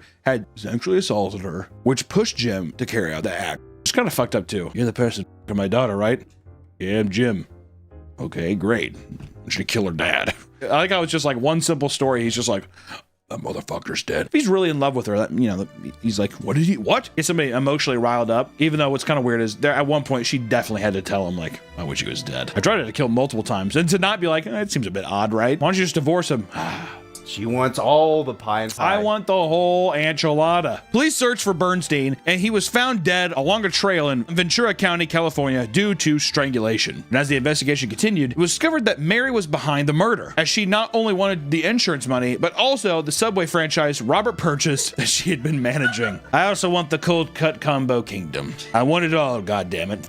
Greedy ass woman, dude. God damn. Mary used their Subway shop to pay Bernstein for the murder, as well as a $6,000 to another pair of hitmen to kill Bernstein over fears of him talking. Both hitmen pled guilty in exchange for testifying against Mary, receiving 15 years to life. Mary Ellen was sentenced to life in prison, which, to be fair, at least she got to do the cash thing. She got away with a lot of it there for a bit. It's funny, she kills Jim to stop them from talking, but then the two guys are like, I'm sorry, man. Killed a guy for money. But as you can imagine, people in the public eye are much more susceptible to assassination attempts. For example, 2 men once planned to kill and castrate Justin Bieber. I feel like you could probably leave out the castration. I'm not saying to kill, I'm just saying if you're gonna do one of those things, you just put a bolt in his head. I'm just saying castration, bit of overkill, all right? What are we doing here? Are you trying to send a message? Because God, I hope not. In 2012, a man named Dana Martin had become obsessed with Justin Bieber. Kind of makes me think he's collecting it then. Castration? If he's obsessed with Justin Bieber, got his balls in like a mason jar. Like it's Newton's cradle, but it's just 12-year-old Justin Bieber's balls. He was obsessed to the point of having a tattoo of him on his leg, a 12-year-old pop star. After sending him countless letters not getting a response, he became infuriated and decided to seek revenge. I've written you several times. I need your balls. There was only one problem. He was already in prison, serving a life sentence for the brutal killing of a 15-year-old girl a decade prior. Because of this, he enlisted a former inmate friend as well as his nephew to help kidnap and castrate and murder Bieber alongside his bodyguard. Apparently, the two of them were already amidst a plot to castrate and kill 2 completely unrelated people. What's up with all the castration? He's just like, we need balls, gentlemen. Many balls. I don't even think they're bronze. They're just like fleshy. They're like, but they agreed to travel to Bieber's New York City concert after they were done with that. In phone calls between them, it was decided that handheld hedge clippers would be used to castrate their victims, with Martin offering $2,500 per testicle. I feel like he'd be like, I'll give you $5,000 for the job, but you're only getting $2,500 per pair. So you gotta bring me both if you want the full thing. The plan was underway, but met an immediate halt when the uncle and nephew missed a turn and accidentally ran into the Canadian border. The uncle was arrested due to an outstanding warrant, and the nephew was released only to admit to the police what they were planning to do. Definitely the nephew was like, I never wanted to castrate people, and my uncle said he was going to castrate me if I didn't help castrate them. In the end, all 4 targets were unscathed, and the men involved were all caught conspiring to commit murder. While some assassination plots involved catching a victim when they least suspected, others decided to make a big show out of the act. And a good example would be the attempted murder of Dave Chappelle. So many stars. I wonder why. Yeah, I wonder why people are mad at Dave Chappelle. You may remember the story from 2022 where comedian Dave Chappelle was attacked in the middle of a comedy show at the Hollywood Bowl. A 23-year-old named Isaiah Lee rushed the stage and tackled Chappelle wielding a pistol with a blade attached to the end of it, although he did not use it during the assault. Such a weird image. How did you get that through security? Well, that's what I'm saying too. I'm like, what the fuck? He's like, it's all 3D printed. His reasoning for doing it was supposedly due to his dislike of the comedian's jokes against the LGBTQ community, as well as the homeless. Have we said anything bad about the LGBTQ or homeless? I feel like I've said some stuff about the homeless. LGBTQ. You guys rule.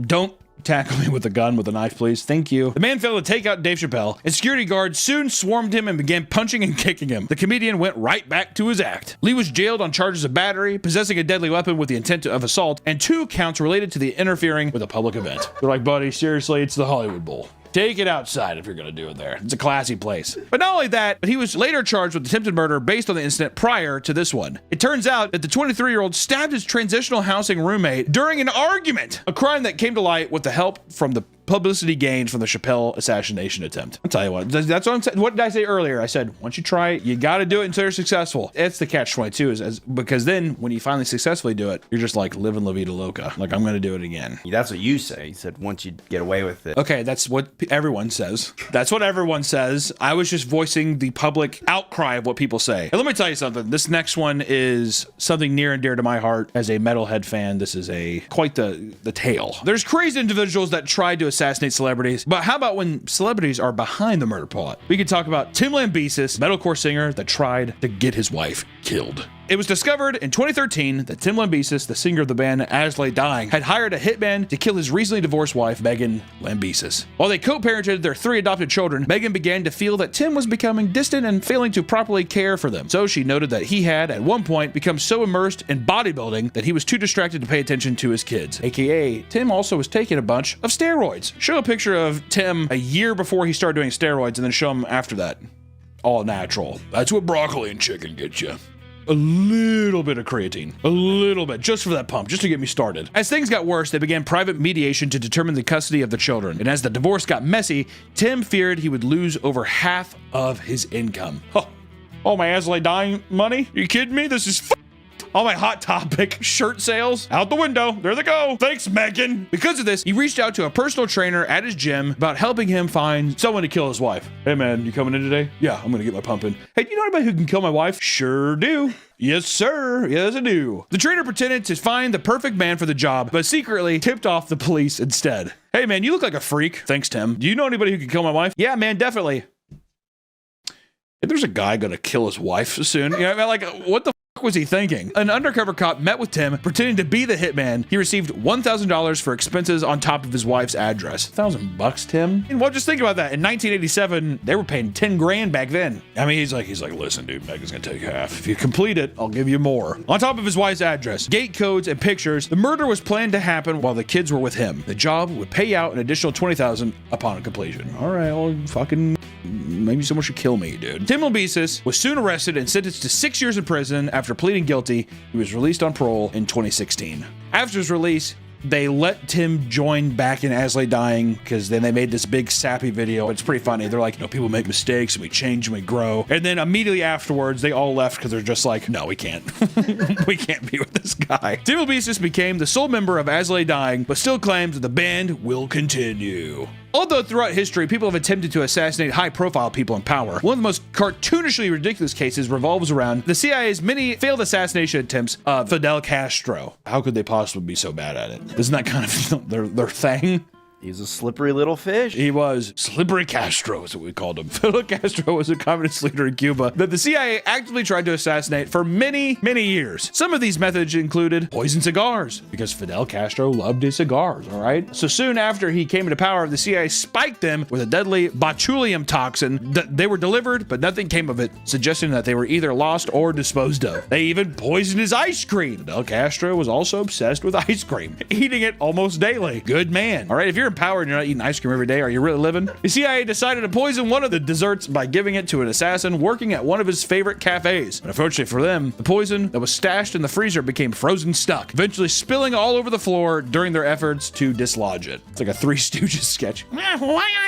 Or the poison pin. A pin hiding a hypodermic needle rigged with poison they ultimately gave up on before it could have even been taken to Cuba. The seashell trap, as Castro was known to scuba dive, a plan was concocted to rig underwater seashells with explosives that would detonate when he picked up the shells to inspect them. As it was impossible to rig strong explosives to small shells, this plan was abandoned as well. And lastly, the fake Antichrist plan. The CIA thought that they would convince the Cubans, who were primarily Catholic, to believe Castro was the Antichrist. By doing this alongside faking the second coming of Jesus Christ, they thought it would be possible to push Cubans to overthrow and kill him. To fake the second coming, they aimed to have an American submarine shoot off star shells over the Cuban horizon to light up the sky. The plan was never enacted. Despite this info coming from direct CIA agents' testimony, the man who concocted this scheme denied its existence. He said, that never happened.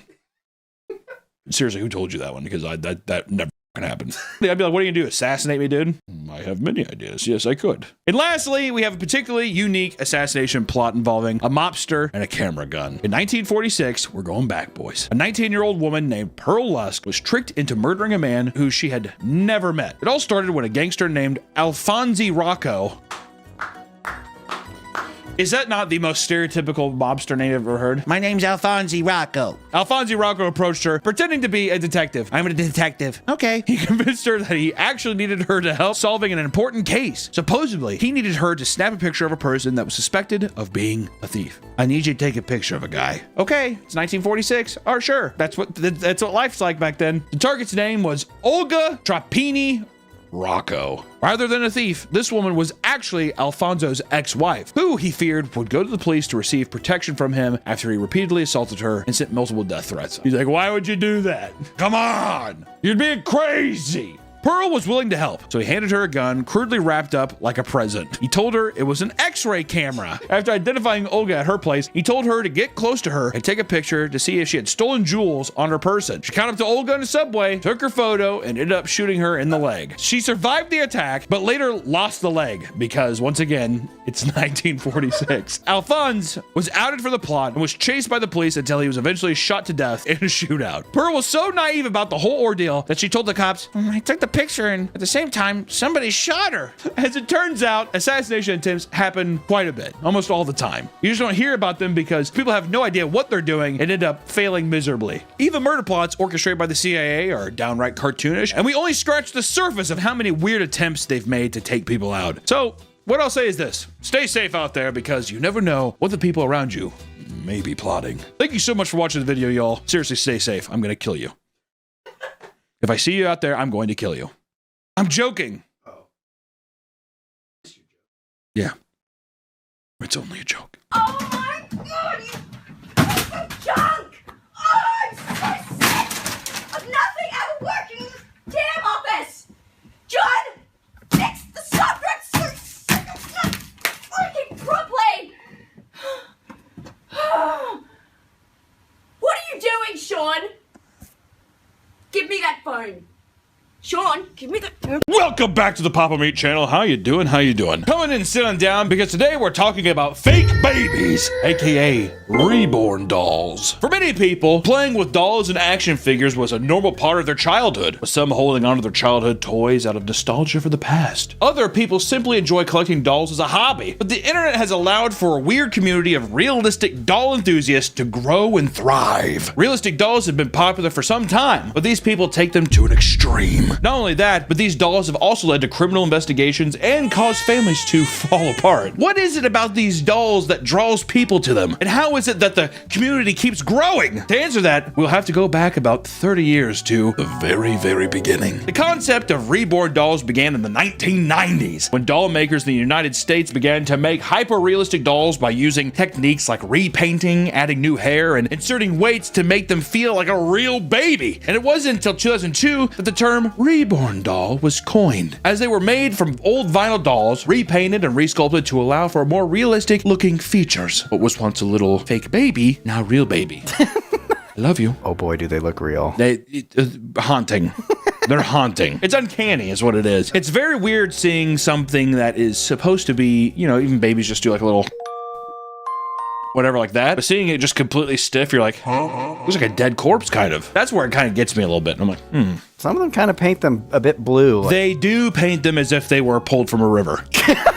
There's like a little bit of bloat to them where you're like, The people who create these dolls are called reborners, and the act of creating a doll is referred to as reborning. And over the years, reborners perfected the art of making these dolls, which continue to capture people's attention. At the same time people were making dolls, the internet was evolving as well. 2002 was also when the first reborn doll was added to eBay, allowing this even broader market to grow. And this led to the use of new materials such as silicone and the production of specialized parts to meet a new level of demand, a new level of realism, to make it as real as possible.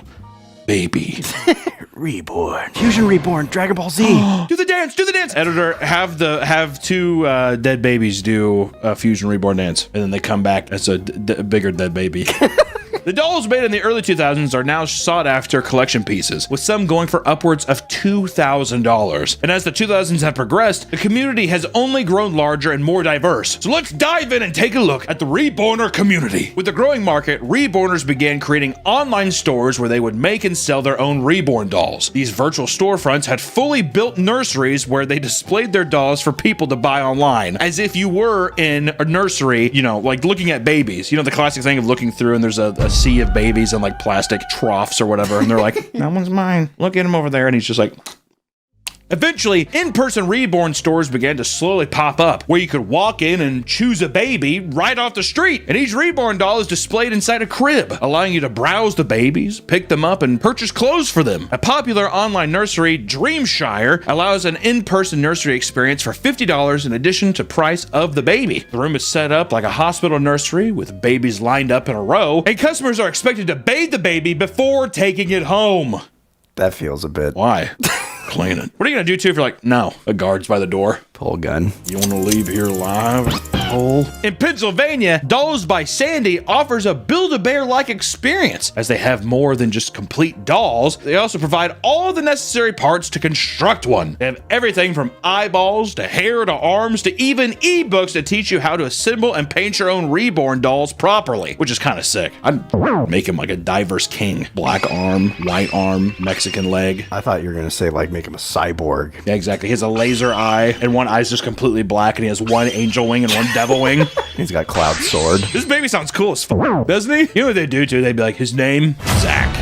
At a store in Grain Valley, Missouri called Heavenly Touch Reborn Nursery, you can walk into a gallery of dolls on shelves and behind display cases, and this store promotes itself by hosting raffles where customers can win free dolls. It also features a giant baby crib parade float, complete with a person dressed as an oversized baby who tosses candy into the crowd, which I think is fun. Giant baby. I'm a nightmare. From outside the community, a lot of people are confused as to why so many people, mostly women, are interested in buying realistic silicone babies. According to people in the reborn doll community, they use these dolls in what is referred to as reborn doll therapy. This kind of therapy is sometimes prescribed to women who can't have children on their own. Still, it has a long list of claims, including being able to help with Alzheimer's patients, dementia, PTSD, anxiety, and depression. These dolls do have proven benefits for those who have recently lost babies and can be used as a tool to role play to help the parents in their grieving process. However, grieving parents are not the only people to engage in role-playing with these dolls. Today's episode sponsored by Gamer Subs. We have our own flavor, raw meat. Don't drink raw meat right now. Do you like summer in a glass? Then drink raw meat. Gamer Subs, zero sugar, right? Nice caffeine. Or if you don't like caffeine, they have caffeine-free options. Raw meat. Go get raw meat. Use promo code PapaMeat on checkout. I swear to God, you're gonna get it. You're gonna love it. Please go buy this. If everyone just got one, right, it would end world hunger. That's a fact. If everyone got one right now, if you're watching this fucking video and you go get it, world hunger's done. Ring-a-ding-ding-ding. Don't drink it. Raw meat. Raw meat. That's my flavor. Raw meat. Go drink it. Thank you so much, GamerSupps, for sponsoring this video. Go fucking get this. I'm not even joking. Many people buy these dolls and treat them like real babies, dressing them up, taking them out in public, and even building nurseries for their dolls in their homes. Many reborners recognize that these dolls are not their real kids, but that still doesn't stop them from treating it like it's a real baby. They know it's not real, but they treat it like it's a real baby. I'll be honest though, that'd piss me off if I was a kid. If I was one of like the real kids, whatever, and my mom's just like, oh, I'm feeding the baby, I'd be like, what the f? What? Hello? Do you gaslight your child? Be like, this is your baby brother. Yeah, if you're a psychopath, sleepy, you gotta kill him. That would scare me, actually. You're gonna wake him. I'm like, he's not real, Mom. Your voice. He's going to wake you up. That would freak me the fuck out, dude. Would you pick the baby up to shake it? If you did that, though, the person would be like, no! Push you out of the way. She says, that would fuck me up, dude. That would freak me out, man. In an interview with one woman, she explained why she loved the doll so much, stating, quote, it feels like I have a real baby. I take them out to the park, and if I'm walking the dog, and maybe put it in the stroller, or put it in its sling, or hold it in a blanket, and people do think it's real. That seems malicious. What are you getting off by like trying to trick people? There's one thing with people collecting them, the same way that you would collect Beanie Babies or something else, which I think is normal. You can have like a realistic baby, the same way that like I get horror movie props or you get whatever, something that's realistic.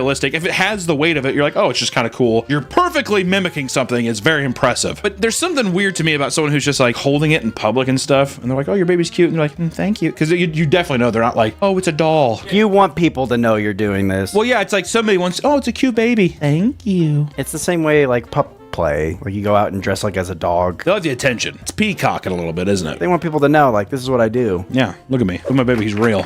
He's not.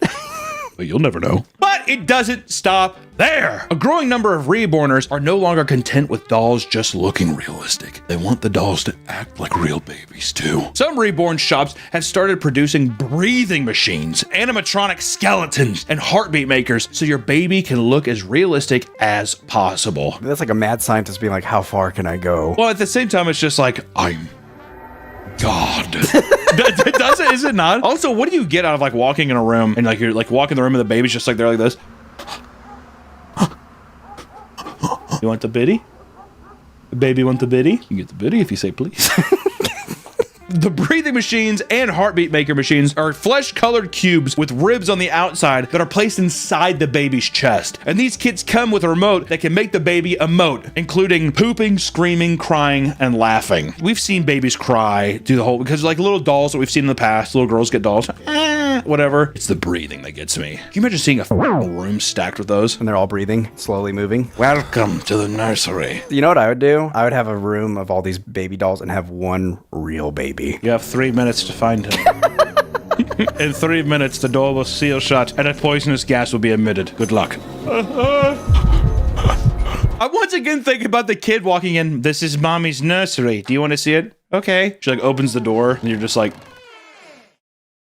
looking up at your mom. I stay at grandma's for a couple days.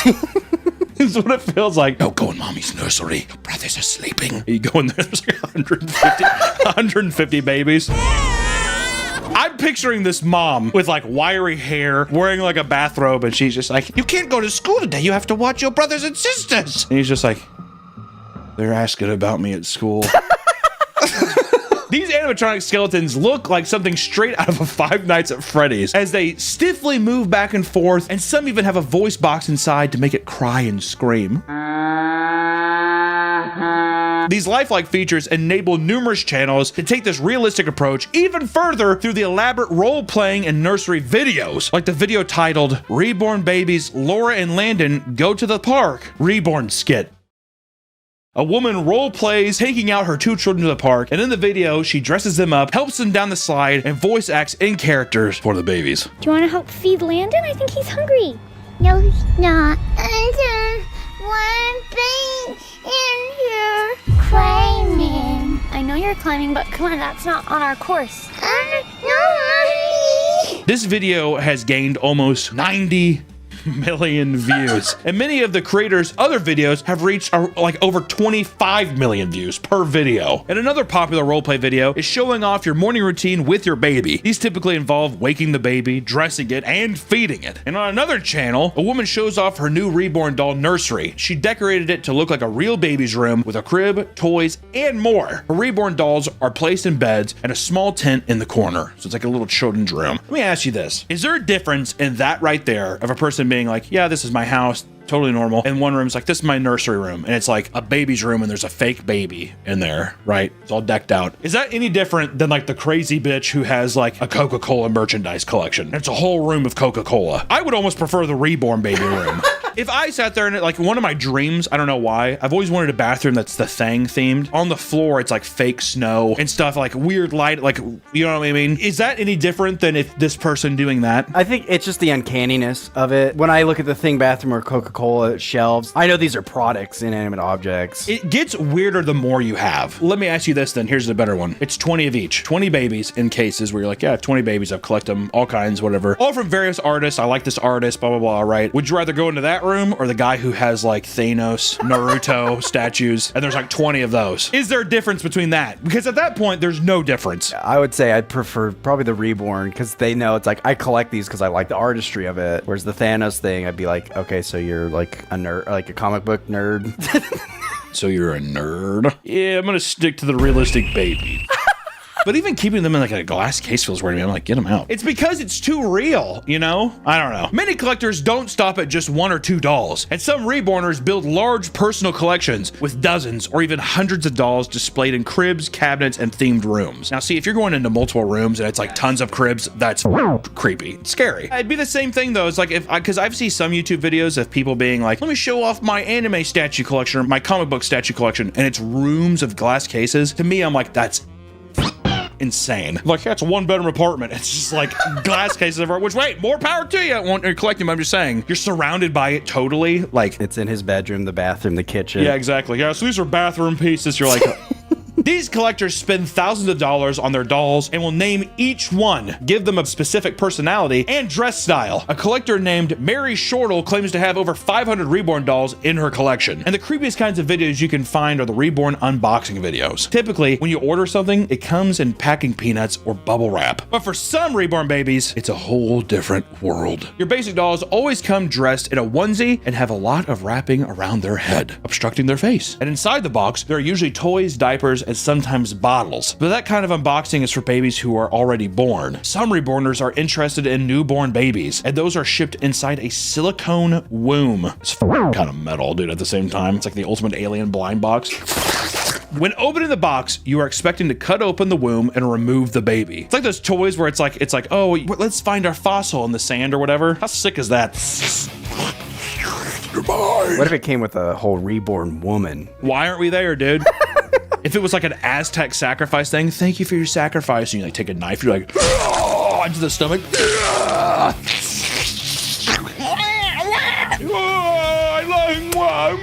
Slime all over it. And the woman screams. The voice box inside, but the face is just like this. Can you imagine all the collectors too? Like if you had 500, there's 500 dead bodies. I feel bad for throwing away. I need to bury him in the backyard. Sometimes sellers go to another level and include fluid and bloody placentas inside the womb. There's a great deal of artistic talent among reborners. That's true. And as a result, some organizations host competitions to determine who can create the most beautiful doll. Many times, these competitions are held at doll conventions, but there are also independent competitions as well. The Reborn Artistry Alliance is an elite group of reborn doll artists that host an annual competition, and these competitions have multiple categories, which include small, large, fantasy, cuddle, and any style reborn dolls. Within these broader categories, there are more specific ones such as best hair, most creative, best silicone, best photo, and rising star. To enter, artists must be at least 18 years old, be a member of the RAA, and submit an application or portfolio showcasing their experience in the reborn doll making field. In addition to these rules, entries must pay a fee and select a skill level that ranges from novice to prototype artist. If you win in your category, you receive a ribbon and a certificate. I think that's kind of sick, actually. It all sounds really legit. Yeah. It almost seems like, yeah, we brought home a ribbon. You'd be like, holy sh. Similarly to the RAA competition, the Doll Awards of Excellence is a similar event with numerous categories and specific entry requirements. This event differs from the RAA because it doesn't just focus on reborn dolls, but all dolls in general. While events like this celebrate all types of dolls, let's take a closer look at the types of reborn dolls. There's a lot of them. Buckle up. Maybe shock warning. I don't know. It looks like dead babies. I don't know what I'm supposed to tell you. If you're just getting into the hobby, the regular price for a reborn doll ranges from $90 to about $250. Those are the prices for entry-level dolls. Some collectors can spend thousands of dollars on single dolls, ranging from $1,000 to over $6,000. This most expensive reborn doll ever sold was a female infant doll for $22,000. It almost feels like they're buying like a racing horse, doesn't it? Yeah. Will she compete? Yeah. She's a ribbon winner, I'll tell you that much. What's even more insane is that these are the prices for dolls that don't have any of the special heartbeat or breathing features. They're just straight up silicone dolls. And the online stores you buy them from are pretty insane too. Websites like reborns.com and beautifulbaby.com are two of the most popular stores where people buy from, as they offer thousands of babies to choose from. These websites serve as a large community hubs where users can share their latest creations, offer services like repairs and custom paintings, and respond to specific doll requests posted by others. The variety showcased on these platforms reflects the true diversity of the reborn doll community. Reborn dolls come in a wide range of sizes and shapes with numerous options available. It's no wonder the community is so large. You can buy newborn babies if it's your thing, but if you wanted, you could go back even further and buy small fetuses with their placentas. For fans of James Cameron, they can buy Navi dolls on Amazon. You want a baby Navi? I want a Jake Sully. Yeah, is he the one that's crippled with his legs don't work? Yeah, give me him before the transition. If fantasy is more your style, they have a fawn doll, which is a combination of half goat, half man, or you can even have a Cyclops baby with one massive big ol' eye. A super popular kind of doll from this category is the Centaur baby, with tons of listings and different sellers selling dolls of baby centaurs, from a newborn centaur to just a little baby centaur. I want a little baby fetus centaur in the womb that I get to stab open and pull out. Welcome to Earth, sucker. Do you think people do that? Do like fetus newborns? Dude, I don't even want to open that can of worms. Reborn dolls have a massive market among horror fans, as you can buy dolls of werewolves, vampires, Frankenstein, clowns, zombies, and even Gage Creed from Pet Sematary, the baby who got hit by a semi. The scene's pretty brutal. Show it! Each comes with a little accessory that match their respective movies. There are dolls for animal lovers as well. You can have baby monkeys, infant humanoid cows, and baby hedgehogs to add to your collection. And if all of that didn't satisfy your needs, they also have Christmas-themed dolls, including Cindy Lou Who, the Grinch, and Krampus dolls, all available for purchase. They also have babies with birth defects and disorders. You want a fetal alcohol syndrome baby? I don't drink, but I really want one. You can buy babies with cleft lips and others with Down syndrome, and even a conjoined twin baby. But not everyone sees the appeal of these dolls. This community is subject to a lot of criticism and ridicule because people are either weirded out by it or they just think it's cringe, which like every other fucking community on Earth, dude. For starters, some people believe that it is unethical for people to make these dolls so hyper-realistic because of hypotheticals like a predator getting hold of these or doing illegal activities with them. These criticisms have some merit, as there have been cases of predators using dolls for the exact purpose, which only makes the community look much worse. Most people learn about the community through memes and videos on TikTok and Twitter, but people often feel lost and are sometimes uneasy about seeing them in public. One woman was confused and weirded out when she saw a 40-year-old woman bring a reborn doll to a dinner and have it sit next to her in a high chair. That person's probably going through some... I think that's one of the cases where it's not just a collector, is what I would assume. A Disney adult reborner made a video trying to defend her actions of bringing her reborn baby in a stroller to Disneyland because it's a part of her therapy.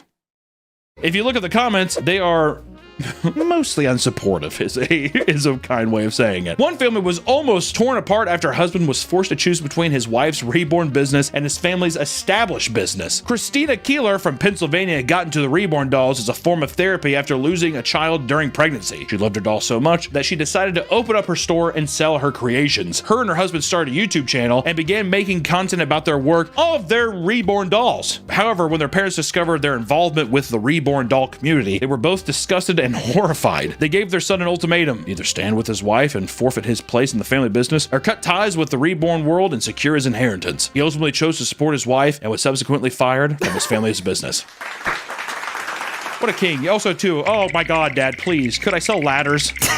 Could I be in a paint business, Dad? I said, what the kind of choice is that? I'm going to support my wife. What is this? You can't be in the business with us. We're a glue family. There's a whole Reddit community called r/reborn doll cringe that constantly criticizes every aspect of reborn dolls. It's 81,000 members who constantly refer to reborners as mentally insane or make memes based on people's profiles. The subreddit also features parodies of reborners where users share intentionally bizarre or disturbing creations. They often use sub techniques as traditional reborn artists, but apply them to craft their own twisted versions, which I do gotta say, it is pretty good. With the community already struggling to maintain a positive public perception, it becomes even more challenging to do so when there are reborn baby crimes. Because there are so many people buying and selling reborn dolls, scammers have emerged within the community, stealing thousands of dolls from buyers. I mean, a woman from Rockwood, Tennessee lost over $1,000 in an online scam while trying to buy a reborn doll. She had gotten into the hobby to cope with her disability, keeping her basically homebound, and having purchased a doll before, she was hoping to add another to her collection. She looked online and believed that she had found a reasonable price, but once she bought the doll, the seller kept adding new fees, like a $200 doll insurance and custom stamp fees for shipping. Once the price went over $1,000, she stopped sending the seller money and realized that she had just been scammed. That happens all the time. Yeah, anytime somebody's just like, oh, I need this more, just cut your losses immediately and be like, nah, dude, I'm good. Hey, Hunter's hack.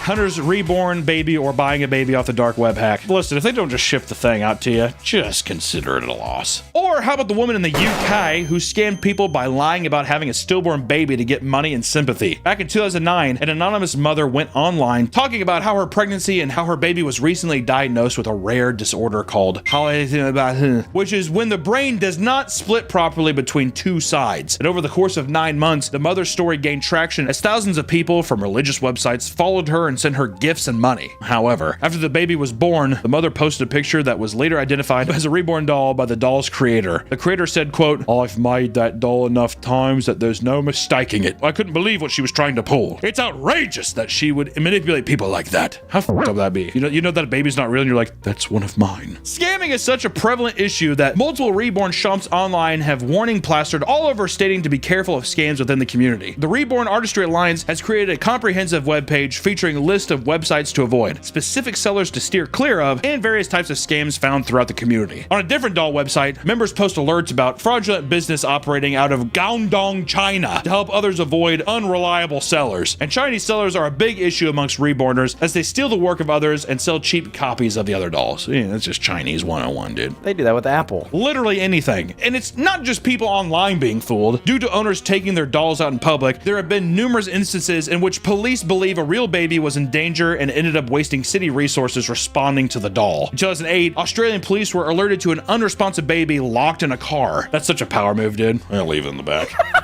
Like it's a 110-degree day. Windows rolled up, the baby's just in the back like this. Has the breathing machine in it, but the battery's going down, so it's like the voice box off. Unbeknownst to the police, the doll in the car was a woman's reborn doll. Police proceeded to burst open the window of the lady's new Hummer to try and save the baby, only to find it was fake. The aftermath of the incident is unknown. We had to put that detail in there. Her new Hummer, her bitchin' new wheels.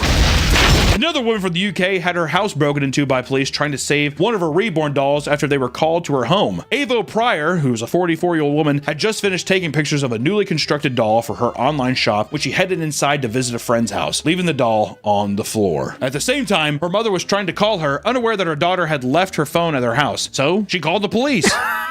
And when they showed up to the empty house, they saw the baby on the floor and broke in through the back door. Since then, the woman has had to put stickers on her house, on her windows that state, "There are reborn dolls in the house. Please don't break in my windows." We're giving actual monsters just be like, the baby's crawling around in my house. Those are just reborn babies. Don't worry about them. Oh, okay. Yeah, the baby's in there. That's fine. In another incident, an unusual case emerged when New York City police were dispatched to Crochen Park in Queens because of numerous reports of a dead baby lying face down in the grass. When police arrived on the scene, they were greeted with what they thought was the body of a 3-month-old baby that was already blue and purple. See, they paint them that way. Why did they do that? Once the medical examiner arrived on the scene, it was determined it was a fake doll. Nobody knows who put the doll there, and police are still investigating who could have possibly done it. Could you imagine being a coroner and they're just like, it's silicone?